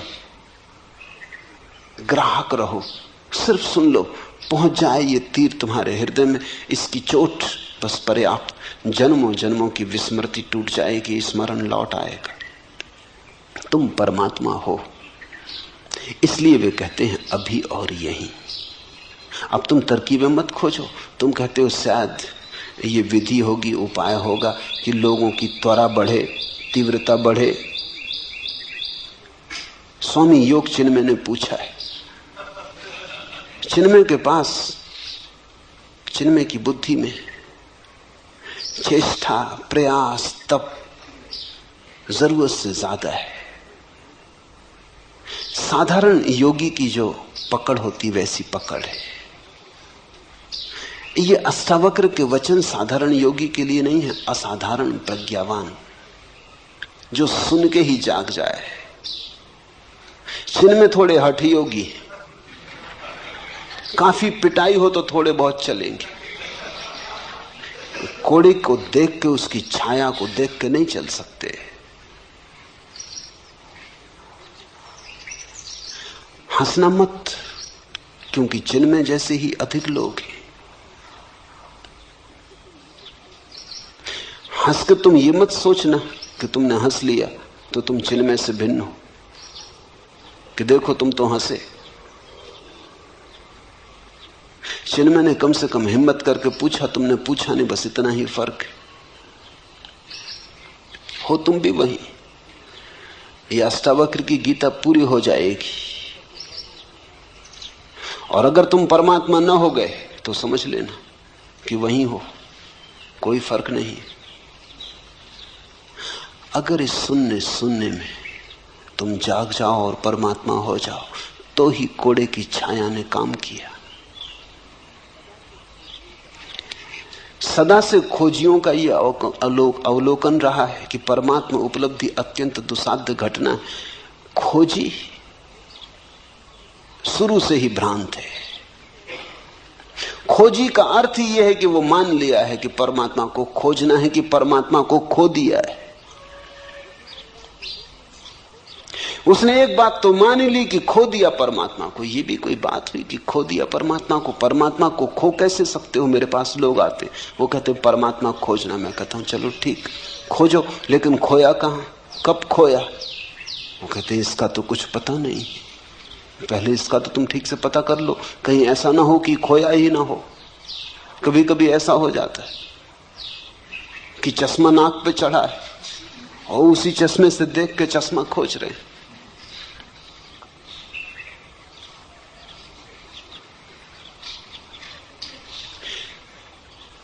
कहीं ऐसा ना हो कि परमात्मा नाक पे चढ़ा हो और तुम उसी परमात्मा से खोज रहे हो। ऐसा ही है। खोजी बुनियादी रूप से भ्रांत है। उसने एक बात तो मान ली कि परमात्मा खो दिया है, या परमात्मा को अब तक खोजा नहीं, पाया नहीं, वो कहीं दूर है, उसे खोजना है। खोज से कभी परमात्मा नहीं मिलता। खोज खोज के तो इतना ही पता चलता है, खोजने में कुछ भी नहीं है। एक दिन खोजते खोजते खोज गिर जाती, खोज के गिरते ही परमात्मा मिलता है। बुद्ध ने 6 वर्ष तक खोजा, खूब खोजा। उनसे बड़ा खोजी और कहां खोजोगे? जहां जहां खबर मिली कि कोई ज्ञान को उपलब्ध है, वहां वहां गए, सभी चरणों में सिर रखा। जो गुरुओं ने कहा वही किया। गुरु भी थक गए उनसे, क्योंकि गुरु उन शिष्यों से कभी नहीं थकते जो आज्ञा का उल्लंघन करते। उनसे कभी नहीं थकते, क्योंकि उनके पास सदा कहने को कि तुम आज्ञा मान ही नहीं रहे, इसलिए कुछ नहीं घट रहा है, हम क्या करें। गुरु को बड़ी सुविधा है अगर तुम गुरु की न मानो। वह सदा कह सकता है कि तुमने माना ही नहीं, मानते तो घट जाता। मगर बुद्ध के साथ गुरु मुश्किल में पड़ गए। जो गुरुओं ने कहा बुद्ध ने वही किया। उन्होंने 1 शेर कहा तो बुद्ध ने 1.25 शेर किया। गुरु ने आखिर उनसे हाथ जोड़ लिया कि तू भाई कहीं और जा। जो हम बता सकते थे बता दिया। बुद्ध ने कहा इससे तो कुछ घट नहीं रहा है।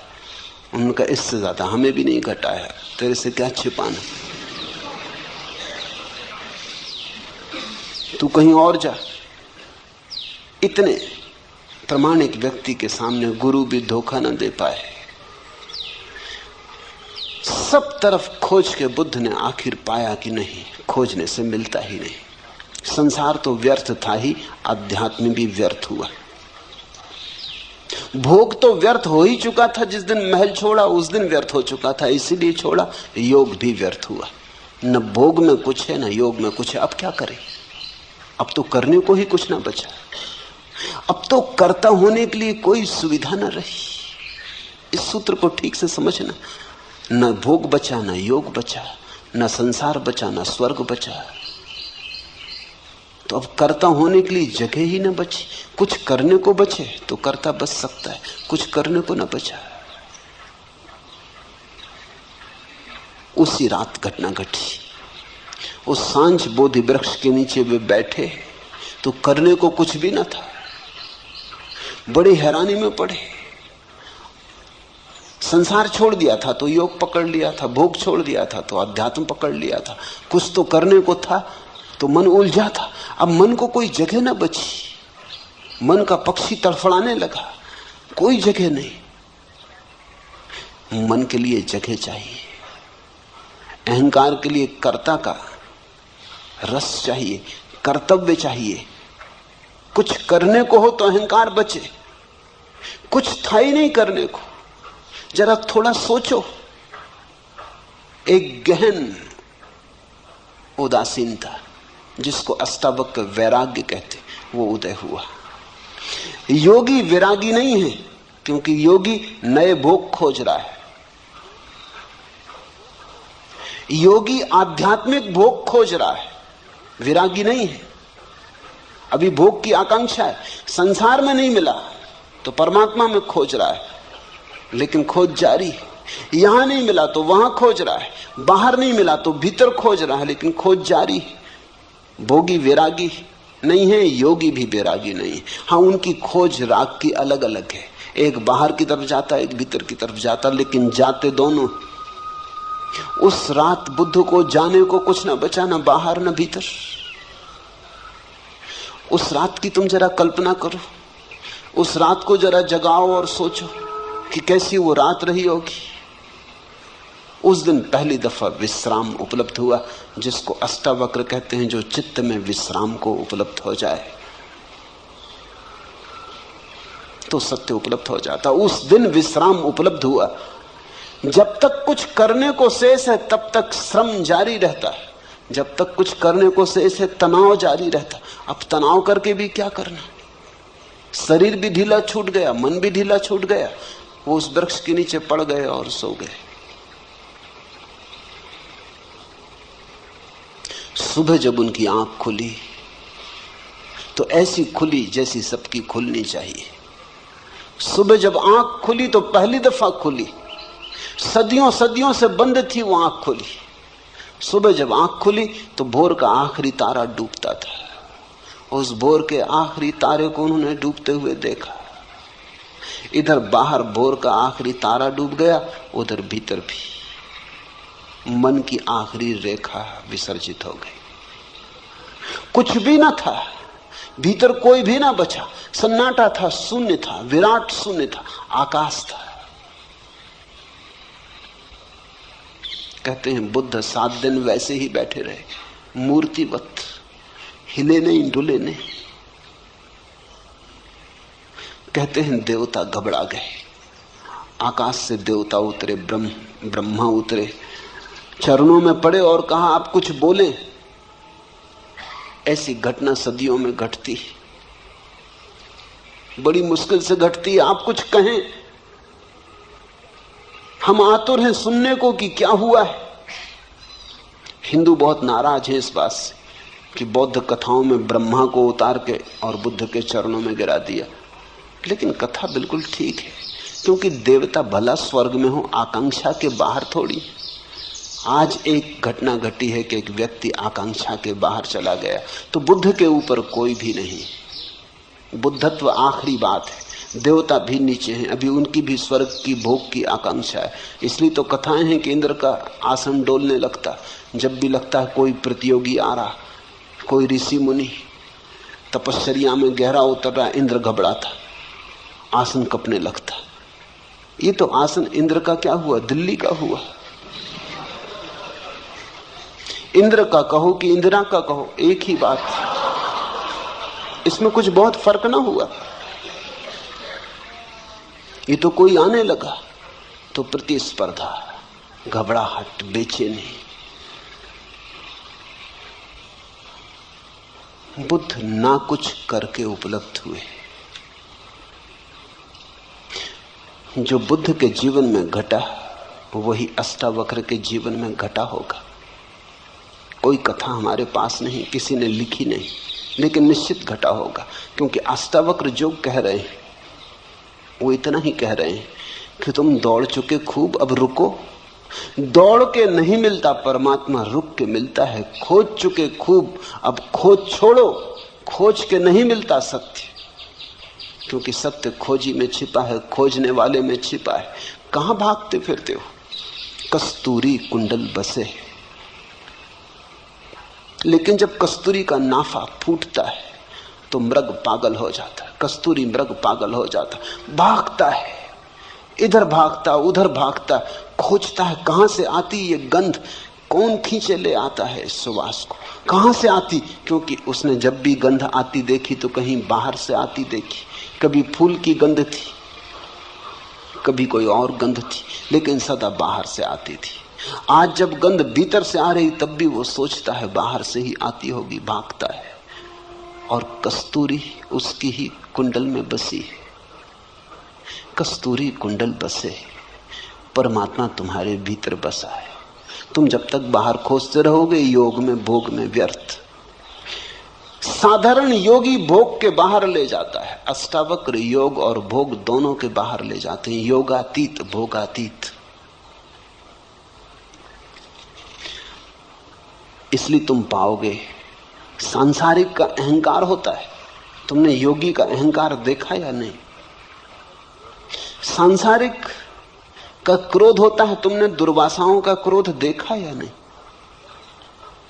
सांसारिक आदमी दंभ से अकड़ के चलता है, पताकाएं लेके चलता है। तुमने योगियों की पताकाएं, हाथी घोड़े देखे या नहीं? साधारण आदमी घोषणा करता है इतना धन है मेरे पास, इतना पद है मेरे पास। तुमने योगियों को देखा घोषणा करते कि नहीं कि इतनी सिद्धि है, इतनी रिद्धि है? लेकिन ये सारी बातें वही की वही हैं, कोई फर्क नहीं हुआ। जब तक योग योगातीत न हो जाए, जब तक व्यक्ति मैं करता हूं इस भाव से समग्रतया मुक्त न हो जाए, तब तक कुछ भी नहीं हुआ। तब तक तुमने सिर्फ रंग बदले, तब तक तुम गिरगिट हो, जैसा देखा वैसा रंग बदल लिया, लेकिन तुम नहीं बदले, रंग ही बदला। सदा से खोजियों का यह अवलोकन रहा है कि परमात्मा उपलब्धि अत्यंत दुस्साध्य घटना है। ये बात एक अर्थ में सच है। अगर तुम बहुत दौड़ के आना चाहते हो तो कोई क्या करे? अगर तुम अपने कान को उल्टे तरफ से पकड़ना चाहते हो, मजे से पकड़ो। निश्चित तुम जब उल्टी तरफ से कान को पकड़ोगे तो तुमको लगेगा कान को पकड़ना बहुत दुस्साध्य घटना है। ये तुम्हारे कारण, ये कान के कारण नहीं। अब अगर तुम सिर के बल खड़े होकर चलने की कोशिश करो और 10-5 कदम चलना भी बहुत कठिन हो जाए और तुम कहो कि चलना बहुत दुस्साध्य घटना है, तो तुम गलत भी नहीं कह रहे, तुम ठीक ही कह रहे। लेकिन सिर के बल तुम खड़े हो, जो पैर के बल चल रहे हैं उनके लिए चलने में कोई दुस्साध्य घटना नहीं। अब तुम उपवास करो, आग में तपाओ, धूनी रमाओ, नाहक शरीर को कष्ट दो, सताओ, 1000 तरह के पागलपन करो और फिर तुम कहो कि परमात्मा को पाना बड़ी दुस्साध्य घटना है, तो ठीक ही कह रहे हो। जहां तुम सहज पहुंच सकते थे वहां तुम असहज होकर पहुंच रहे हो तो दुस्साध्य मालूम होता है।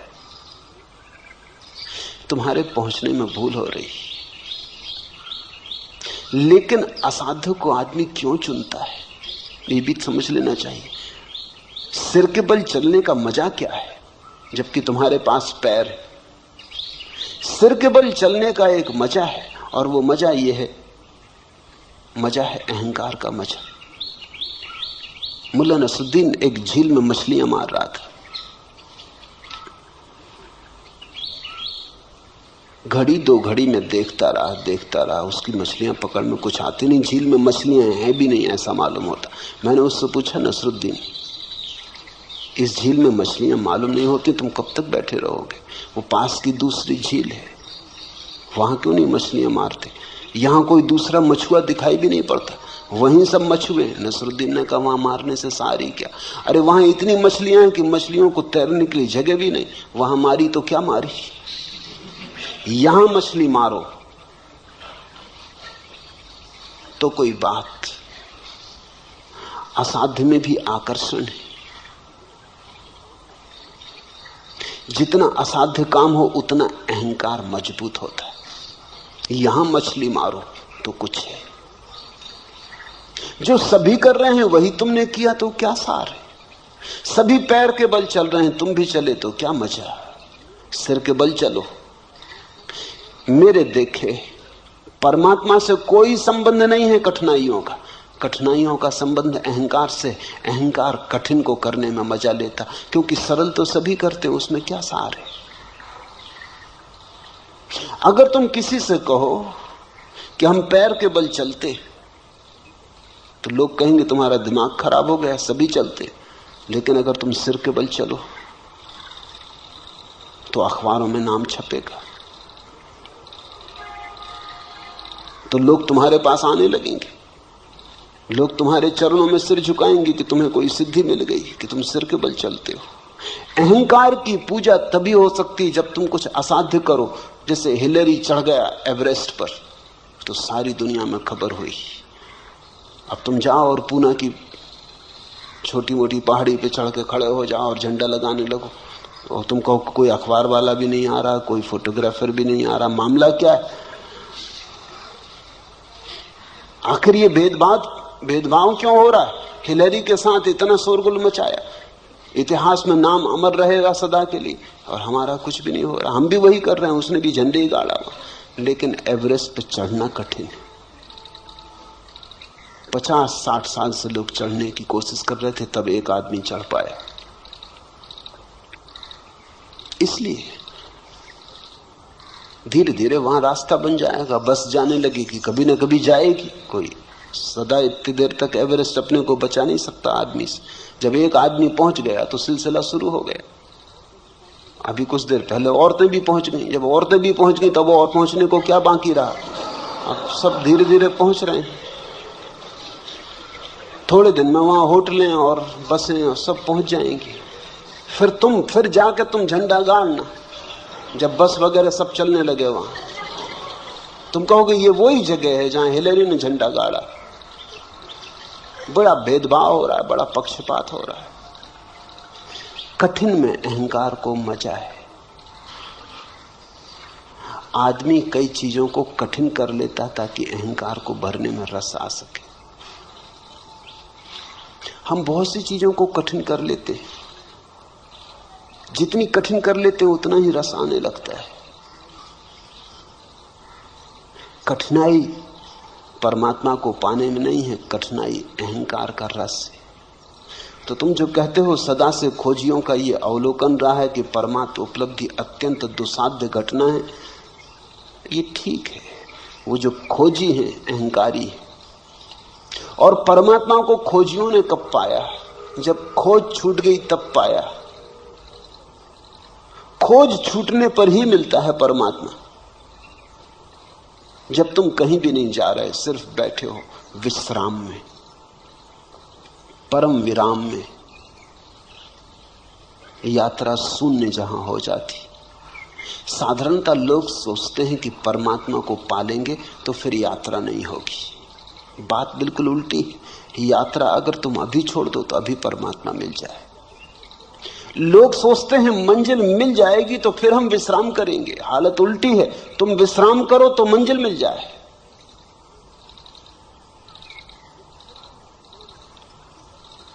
विश्राम ध्यान और समाधि का सूत्र है, श्रम अहंकार का सूत्र है। इसलिए तुम पाओगे कि जितना जिस धर्म के भीतर श्रम की व्यवस्था है साधु के लिए, उतना ही अहंकारी साधु होगा। जैनियों का साधु जितना अहंकारी, उतना हिंदुओं का नहीं। क्योंकि जैन साधु कहेगा हिंदू साधु इसमें रखे क्या, कोई भी हो जाए। जैन साधु कठिन मामला है। एक बार भोजन, अनेक अनेक उपवास, सब तरह की कठिनाइयां। फिर जैनों में भी दिगंबर और श्वेतांबरों के साधु हैं। दिगंबर साधु कहते हैं श्वेतांबरों में क्या रखा, कपड़े पहने बैठे। साधु तो दिगंबर का है, इसलिए दिगंबर साधु में तुम जैसे अहंकार को चमकता हुआ पाओगे, कहीं भी ना पाओगे। देह तो सूखी होगी, हड्डी हड्डी होगी, क्योंकि बहुत उपवास, नग्न रहना, धूप ताप सहना, लेकिन अहंकार बड़ा प्रज्वलित होगा। अकड़ उसकी वैसी जैसी हिलेरी की। हिंदुस्तान में मुश्किल से 20 दिगंबर मुनि है, श्वेतांबर मुनि तो 5-7 हजार। हिंदुओं के तो सन्यासी 50 लाख। और अगर मेरी चले तो सारी दुनिया को सन्यासी कर दूं। इसलिए मेरे सन्यासी होने में तो अहंकार हो ही नहीं सकता, क्योंकि कोई मैं कह ही नहीं रहा हूं कि तुम ऐसा करो वैसा करो। ये बहुत ही सरल मामला है। तुम गेरुए कपड़े पहन लो, सन्यासी हो गए। सन्यास सरल हो तो अहंकार को मजा कहां। मेरे पास लोग आते हैं, वो कहते हैं कि सन्यास आप देते हैं तो इसके लिए कोई विशेष आयोजन करना चाहिए। विशेष आयोजन सन्यास के लिए? वो ठीक कहते हैं, क्योंकि ऐसा होता है। अगर जैन दीक्षा होती तो देखा कैसा बैंड बाजे, घोड़ा इत्यादि बजता है और सब मजा आता है और लगता है कोई बड़ी घटना घट रही, कोई सिंहासन पर चढ़ाया जा रहा। सन्यास भी सिंहासन जैसा हो गया और लोग जय जयकार करते हैं कि कोई बड़ी घटना घटी। और मैं सन्यास ऐसा चुपचाप दे देता हूं, किसी को पता नहीं चलता। पोस्ट से भी दे देता हूं, मुझे भी पता नहीं चलता कौन सज्जन है, उनको भी पता नहीं चलता। पता चला ठीक। मेरे देखे सन्यास सरल होना चाहिए। मेरे देखे परमात्मा विश्राम में मिलता है, अहंकार में नहीं। कृत्य नहीं है, खोज नहीं है, परमात्मा मिला ही हुआ। तुम जरा हल्के हो जाओ, तुम जरा शांत हो जाओ, तुम जरा रुको, अचानक तुम पाओगे वो सदा से था।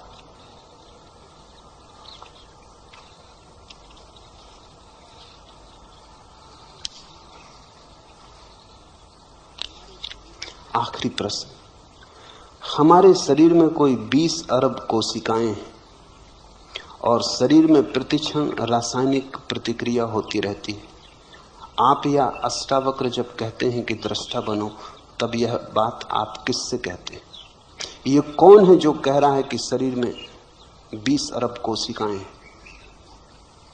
निश्चित ही कोशिकाएं नहीं कह रहे। एक कोशिका बाकी कोशिकाओं का हिसाब भी नहीं लगा सकती। ये 20 अरब कोशिकाएं हैं शरीर में, अरबों खरबों सेल हैं शरीर में। ये कौन कह रहा है? ये किसने पूछा? ये किसको पता चला? जरूर तुम्हारे भीतर कोशिकाओं से भिन्न कोई है जो गिनती कर लेता कि 20 करोड़ कोशिकाएं। हमारे शरीर में कोई 20 अरब कोशिकाएं हैं और शरीर में प्रतिक्षण रासायनिक प्रतिक्रिया होती रहती है। आप या अष्टावक्र जब कहते हैं कि दृष्टा बनो, तब यह बात आप किससे कहते हैं? उसी से जो कह रहा है कि 20 अरब कोशिकाएं हैं। यदि मस्तिष्क की कोशिकाओं से कहते हैं तो बात व्यर्थ है, क्योंकि बुद्धि नश्वर है। नहीं, हम कह भी नहीं रहे मस्तिष्क की कोशिकाओं से, हम तुमसे कह रहे हैं। अष्टावक्र भी तुमसे बोल रहे हैं। अष्टावक्र इतने बुद्धू नहीं कि तुम्हारे मस्तिष्क की कोशिकाओं से बोल रहे हैं, तुमसे बोल रहे हैं। तुम्हारा होना तुम्हारी कोशिकाओं के पार है। तुम कोशिकाओं का उपयोग कर रहे हो, सच। जैसे कार में बैठा हुआ ड्राइवर कार चला रहा है, दौड़ा जा रहा है, कार की गति से दौड़ा जा रहा है, 100 मील प्रति घंटे चला जा रहा है, लेकिन फिर भी वो जो ड्राइवर भीतर है वो कार नहीं है।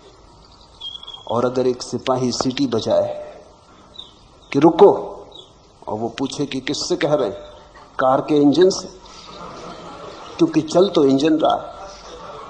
किससे कह रहे हैं, पेट्रोल से, क्योंकि चला तो पेट्रोल रहा है। किससे कह रहे हैं, पहियों से, क्योंकि दौड़ तो पहिए रहे हैं। तो क्या कहेगा पुलिस का सिपाही? वही मैं तुमसे कहता हूं कि सीटी तुम्हारे लिए बजा रहे।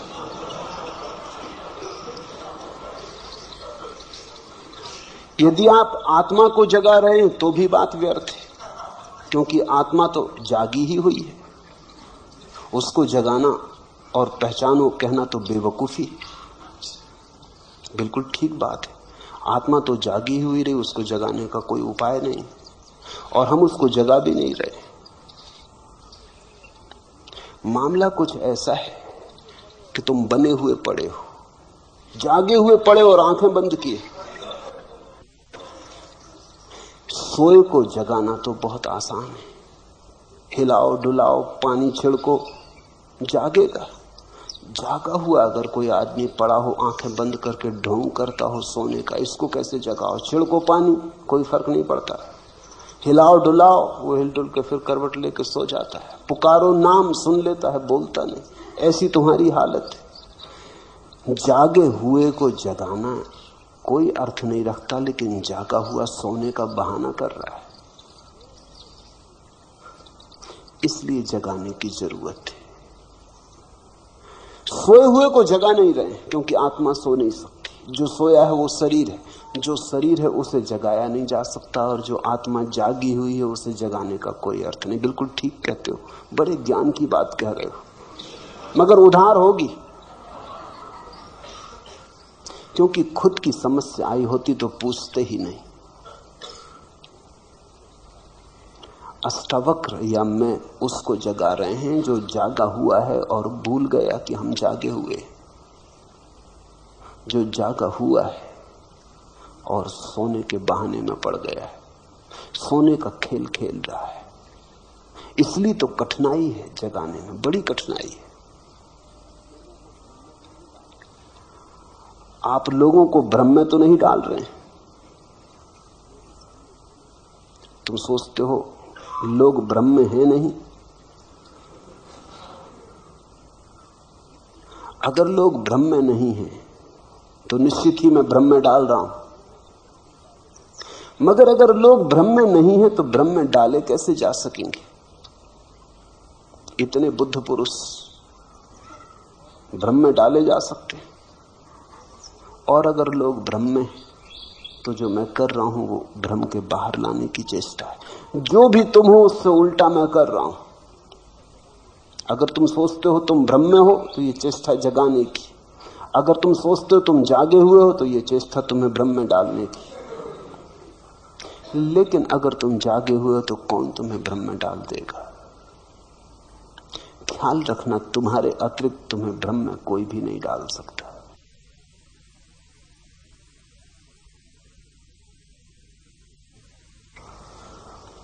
और तुम्हारे अतिरिक्त तुम्हें कोई जगा भी नहीं सकता।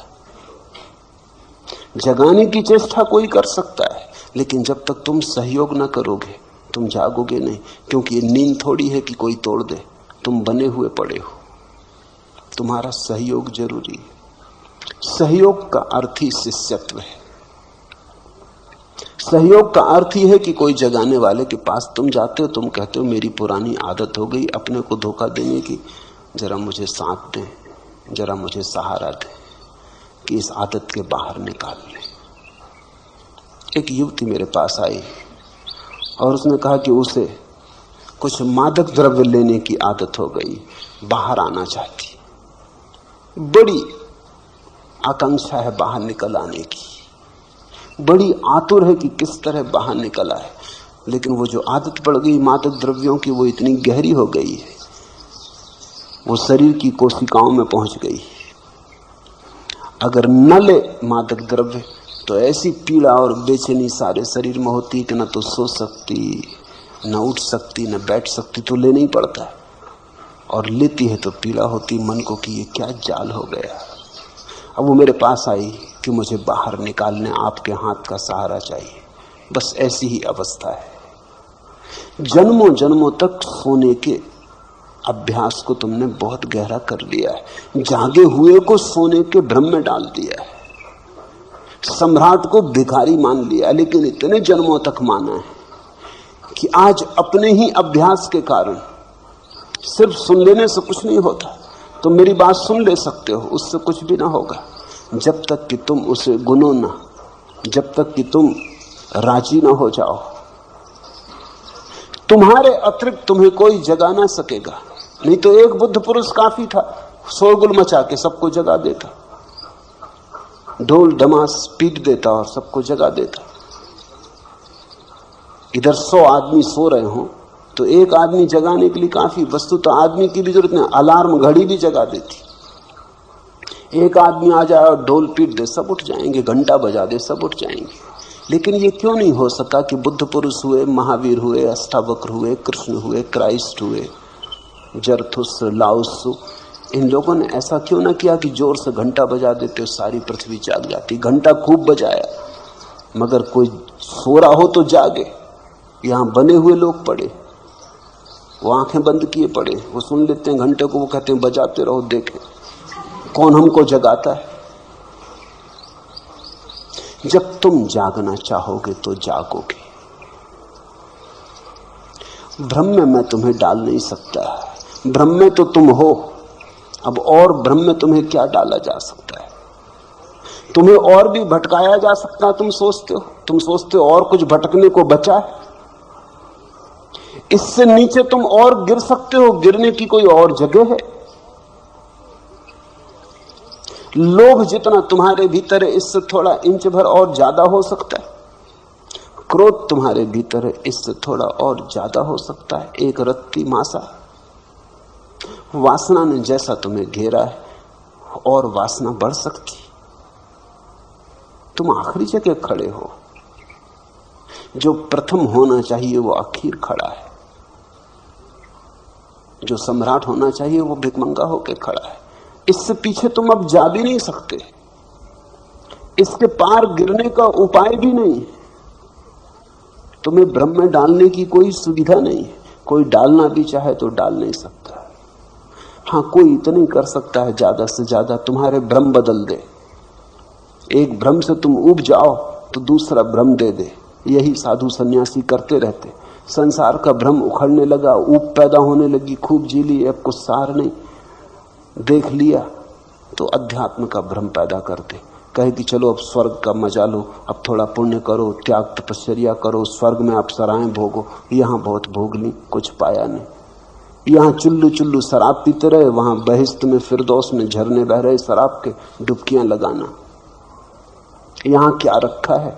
स्वर्ग में स्वर्ण के महल हैं, हीरे जवाहरातों के वृक्ष हैं, वहां मजा लो। कल्प वृक्ष हैं, उनके नीचे बैठो।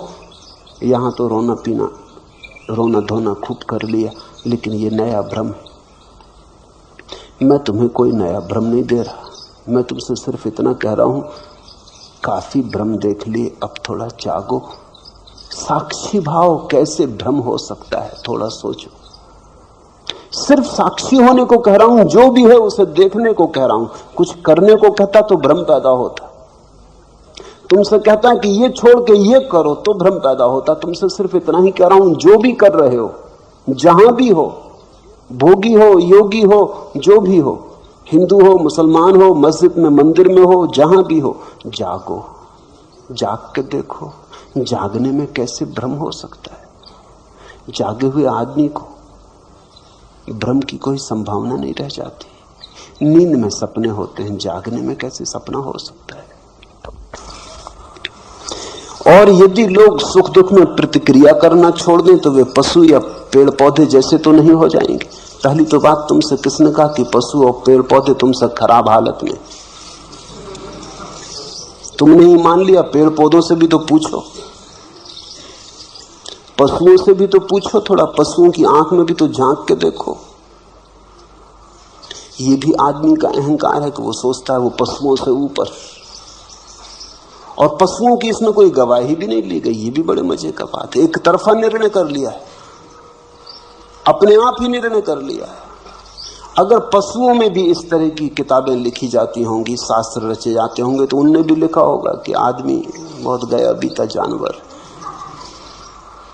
मैंने तो सुना है कि बंदर एक दूसरे से कहते हैं कि आदमी पतित बंदर। डार्विन कहता है कि आदमी बंदर का विकास है, लेकिन डार्विन कौन सी कसौटी? बंदरों से भी तो पूछो, दोनों पार्टियों से तो पूछ लेना चाहिए। बंदर कहते हैं आदमी पतित है, उनकी बात में समझ में आता। बंदर वृक्षों पे, तुम जमीन पे हो, पतित हो। बंदर ऊपर है, तुम नीचे हो। किसी बंदर से टक्कर लेकर तो देखो, तो शक्ति बढ़ी कि खोई? जरा एक वृक्ष से दूसरे वृक्ष पे छलांग लेकर तो देखो, हड्डी पसली टूट जाएंगी। तो कला आई कि गई, ये तुमसे किसने कह दिया? ये खुद ही मान लिया। ये बड़े मजे की बात है। आदमी की बीमारियों में एक बीमारी है कि आदमी मानता है कि वो सबसे ऊपर है। फिर पुरुषों से पूछो तो वो मानते हैं वो स्त्रियों से ऊपर। स्त्रियों से भी नहीं पूछे, स्त्रियों की इसमें कोई गवाही नहीं ली गई, इस पर कोई वोट नहीं हुआ कभी। क्योंकि पुरुषों ने शास्त्र लिखे, जो मन में था लिख लिया। और स्त्रियों को तो पढ़ने पे भी लोग रोक लगा रखी थी कि कहीं वो पढ़ भी लें तो बाधा डालेंगे। क्योंकि जो पंडित लिख रहा था उसकी पत्नी ही उसको कष्ट में डाल देती अगर पढ़ना आता हो तो पढ़ने पे बाधा लगा दी कि वेद पढ़ नहीं सकती स्त्रियां, ये नहीं कर सकती। हद कर दी पुरुषों ने। स्त्रियां मोक्ष भी नहीं जा सकती। मोक्ष जाने के पहले उनको पुरुष होना पड़ेगा, पुरुष पर्याय में आना पड़ेगा। फिर पुरुषों में भी पूछो, गोरा समझता है कि वो ऊंचा है काले से, काले से भी तो पूछो। मैंने सुना है कि अफ्रीका के एक जंगल में एक अंग्रेज शिकार के लिए गया और उसने अपने साथ एक निगरो को गाइड की तरह लिया। जंगल में दोनों भटक गए और देखा कि वही 100 आदमियों का भाले लिए हुए जंगलियों का एक दस्ता निगरो चला आ रहा है। वो अंग्रेज बहुत घबराया। उसने अपने गाइड से निगरो से कहा कि हम लोगों की जान खतरे में। उसने कहा हम लोगों की? मुझे छोड़ो, तुम अपनी सोचो।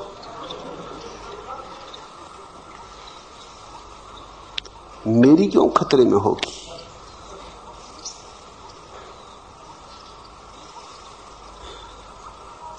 सफेद आदमी सोचता है वो श्रेष्ठ है, काला सोचता है वो श्रेष्ठ है।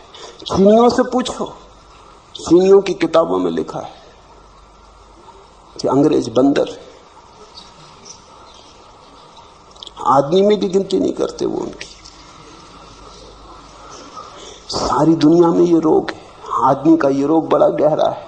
वो बिना दूसरी पार्टी से पूछे निर्णय करता चला जाता। ये सब अहंकार के खेल है। अगर तुम थोड़े अहंकार को छोड़ के देखोगे तो तुम पाओगे परमात्मा के ही सब रूप है। जानवर भी, पशु पक्षी भी, पौधे भी, मनुष्य भी। परमात्मा ने कहीं चाहा है हरा हो जाना तो हरा है, कहीं चाहा है पक्षियों के गीत से प्रकट होना तो वैसा हो रहा है, कहीं चाहा है आदमी होना तो आदमी हो गया। इनमें कोई तरतमता नहीं है, हायरार्की नहीं है, कोई ऊपर नीचे नहीं है। ये सब एक साथ परमात्मा की अनंत लहरें। छोटी लहर में भी वही, बड़ी लहर में भी वही, सफेद लहर में भी वही, काली लहर में भी वही, घास में भी वही, आकाश छूते हुए वृक्षों में भी वही। आध्यात्मिक दृष्टि तो ये कहती है कि इसी क्षण जो भी है वो परमात्मा है। फिर परमात्मा में कोई आगे पीछे कैसे हो सकता है? ये तो बड़ा मुश्किल हो जाएगा। ये तो परमात्मा में भी कुछ नीचे और कुछ ऊपर करना कठिन हो जाएगा। एक ही है। साक्षी भाव से देखोगे तो पाओगे सब एक है। इसलिए पहले तो ये पूछो ही मत कि यदि लोग सुख दुख में प्रतिक्रिया करना छोड़ दें तो वे पशु या पौधे जैसे तो नहीं हो जाएंगे। हो जाएंगे तो कुछ हर्जा नहीं होगा। हिटलर अगर पशु हो जाए, पौधा हो जाए तो कोई हर्जा है? हाँ, दुनिया में करोड़ों लोग मरने से बच जाएंगे और तो कुछ हर्जा नहीं हो जाएगा। नादिर सा है।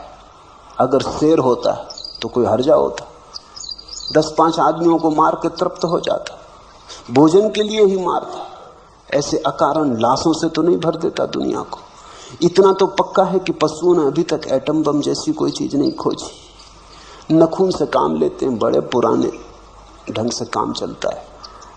भोजन के लिए मारते हैं। आदमी अकेला जानवर है जो बिना भोजन की इच्छा के भी मारता है। आदमी जाता है जंगल में शिकार करने, पशुओं पक्षियों को मारता है, कहता है आखेट के लिए आए, खेल के लिए आए। और अगर सिंह उस पर हमला कर दे तो वो आखेट नहीं, फिर नहीं कहता कि सिंह खेल कर रहा है, करने दो, आखेट हो रही। खेल के लिए मारते हो, कोई पशु नहीं मारता खेल के लिए। और एक और बड़े मजे की बात है कि कोई पशु अपने वर्ग में नहीं मारता। कोई सिंह किसी दूसरे सिंह को मारता नहीं, कोई बंदर किसी दूसरे बंदर की हत्या नहीं करता। सिर्फ आदमी अकेला जानवर है जो आदमियों को मारता है। चींटी चींटी को नहीं मारती, हाथी हाथी को नहीं मारता, कुत्ता कुत्ते को नहीं मारता। लड़ झगड़ ले, मारने वगैरह की बात नहीं करते, हत्या नहीं करते। आदमी अकेला जानवर है जो एक दूसरे की हत्या करता है। आदमी में ऐसा है क्या जिसके लिए तुम इतने परेशान हो रहे हो? खो भी जाएगा तो क्या खो जाएगा? पेड़ पौधे बहुत सुंदर हैं, पशु बड़े निर्दोष हैं। मगर मैं ये नहीं कह रहा कि तुम पेड़ पौधे या पशु हो जाओ, मैं सिर्फ ये कह रहा हूं कि अहंकार छोड़ो। और दूसरी बात, ये मैंने कहा भी नहीं कि सुख और दुख में प्रतिक्रिया करना छोड़ दें। ये अष्टावक्र ने भी कहा नहीं। सुख दुख में समता रखने का अर्थ सुख दुख में प्रतिक्रिया करना छोड़ देना नहीं है। सुख दुख में समता रखने का अर्थ केवल इतना ही है कि मैं साक्षी रहूंगा। दुख होगा तो दुख को देखूंगा, सुख होगा तो सुख को देखूंगा। इसका यह अर्थ थोड़ी है कि जब तुम बुद्ध को कांटे चुभाओगे तो उनको दुख नहीं होता। बुद्ध को कांटे चुभाओगे तो तुमसे ज्यादा दुख होता है, क्योंकि बुद्ध तुमसे ज्यादा संवेदनशील है। तुम तो पथरीले हो, बुद्ध तो कोमल कमल की तरह। तुम जब बुद्ध को कांटे चुभाओगे तो बुद्ध को पीड़ा तुमसे ज्यादा होती, लेकिन पीड़ा हो रही शरीर में, बुद्ध ऐसा जान के दूर खड़े रहते। देखते हैं पीड़ा हो रही, जानते हैं पीड़ा हो रही, फिर भी अपना तादात्म्य पीड़ा से नहीं करते। जानते हैं मैं जानने वाला हूं, ज्ञाता स्वरूप हूं। प्रतिक्रिया छोड़ने को नहीं कह रहे हैं। ये नहीं कह रहे हैं घर में आग लग जाए तो तुम बैठे रहना तो तुम बुद्ध हो गए, भगना मत बाहर। भागते समय भी जानना कि घर जल रहा है, वो मैं नहीं जल रहा। और अगर शरीर भी जल रहा हो तो जानना कि शरीर जल रहा है, मैं नहीं जल रहा। इसका ये मतलब नहीं कि शरीर को जलने देना, शरीर को बाहर निकाल लाना। शरीर को कष्ट देने के लिए नहीं कह रहे हैं। प्रतिक्रिया शून्य होने का अर्थ हुआ कि तुम पत्थर हो गए, जड़ हो गए। तो बुद्ध पत्थर नहीं है। बुद्ध से बड़ा करुणावान कहां पाया तुमने? अष्टावक्र पत्थर नहीं हो गए होंगे, प्रेम की धारा बही। तो जिनसे प्रेम का झरना बहा उनकी संवेदनशीलता बढ़ गई होगी, घट नहीं गई होगी। उनके पास महाकरुणा उतरी। लेकिन तुम गलत व्याख्या कर ले सकते हो। और जिन्होंने पूछा है थोड़े शास्त्रीय बुद्धि के मालूम होते, थोड़ा बुद्धि में कचरा ज्यादा है, कुछ पढ़ लिया, सुन लिया, इकट्ठा कर लिया, वो काफी चक्कर मार रहा है। वो सुनने नहीं देता, वो देखने भी नहीं देता, वो चीजों को विकृत करता चला जाता है। राही रुके सब, भीतर का पानी अधहंसा, बाहर जमी बर्फ है। एक तरफ छाती तक दलदल अगम, बाढ़ का दरिया एक तरफ है। मन मानी बह रही हवाएं, जंगल झुके हुए सब, राही रुके हुए सब। बंद द्वार, अधखुली खिड़कियां, झांक रही कुछ आंखें। सूरज के मुंह पर संध्या की काली अनगिन तीर सरीखी चुभती हुई सलाखें। अपने चेहरे के पीछे चुप, सहमे लुके हुए सब, राही रुके हुए सब। अपने चेहरे के पीछे चुप, सहमे लुके हुए सब, राही रुके हुए सब। ये जो चेहरे, मुखौटे, बुद्धिमानी के, पांडित्य के, शास्त्रीयता के, इनके पीछे कब तक छुपे रहोगे? ये जो विचारों की परतें हैं, इनके पीछे कब तक छुपे रहोगे? इन्हें हटाओ, भीतर शुद्ध चैतन्य को जगाओ, दृष्टा की तरह देखो, विचारक की तरह नहीं। विचारक का तो अर्थ हुआ मन की क्रिया शुरू हो गई। तो अगर अष्टावक्र को समझना हो तो चैतन्य, शुद्ध चैतन्य की तरह ही समझ पाओगे। अगर तुम सोच विचार में पड़े तो अष्टावक्र को तुम नहीं समझ पाओगे, चूक जाओगे। अष्टावक्र कोई दार्शनिक नहीं और अष्टावक्र कोई विचारक नहीं। अष्टावक्र तो एक संदेश वाहक हैं, चैतन्य के साक्षी के, शुद्ध साक्षी। सिर्फ देखो, दुख को देखो, सुख हो सुख को देखो। दुख के साथ ये मत कहो कि मैं दुख हो गया, सुख के साथ ये मत कहो कि मैं सुख हो गया। दोनों को आने दो, जाने दो। रात आए तो रात देखो, दिन आए तो दिन देखो। रात में मत कहो कि मैं रात हो गया, दिन में मत कहो कि मैं दिन हो गया। रहो अलग थलग, पार, अतीत, ऊपर, दूर। एक ही बात के साथ तादाद में रहे कि मैं दृष्टा हूं, साक्षी हूं। हरिओम तत्सत। आज इतना।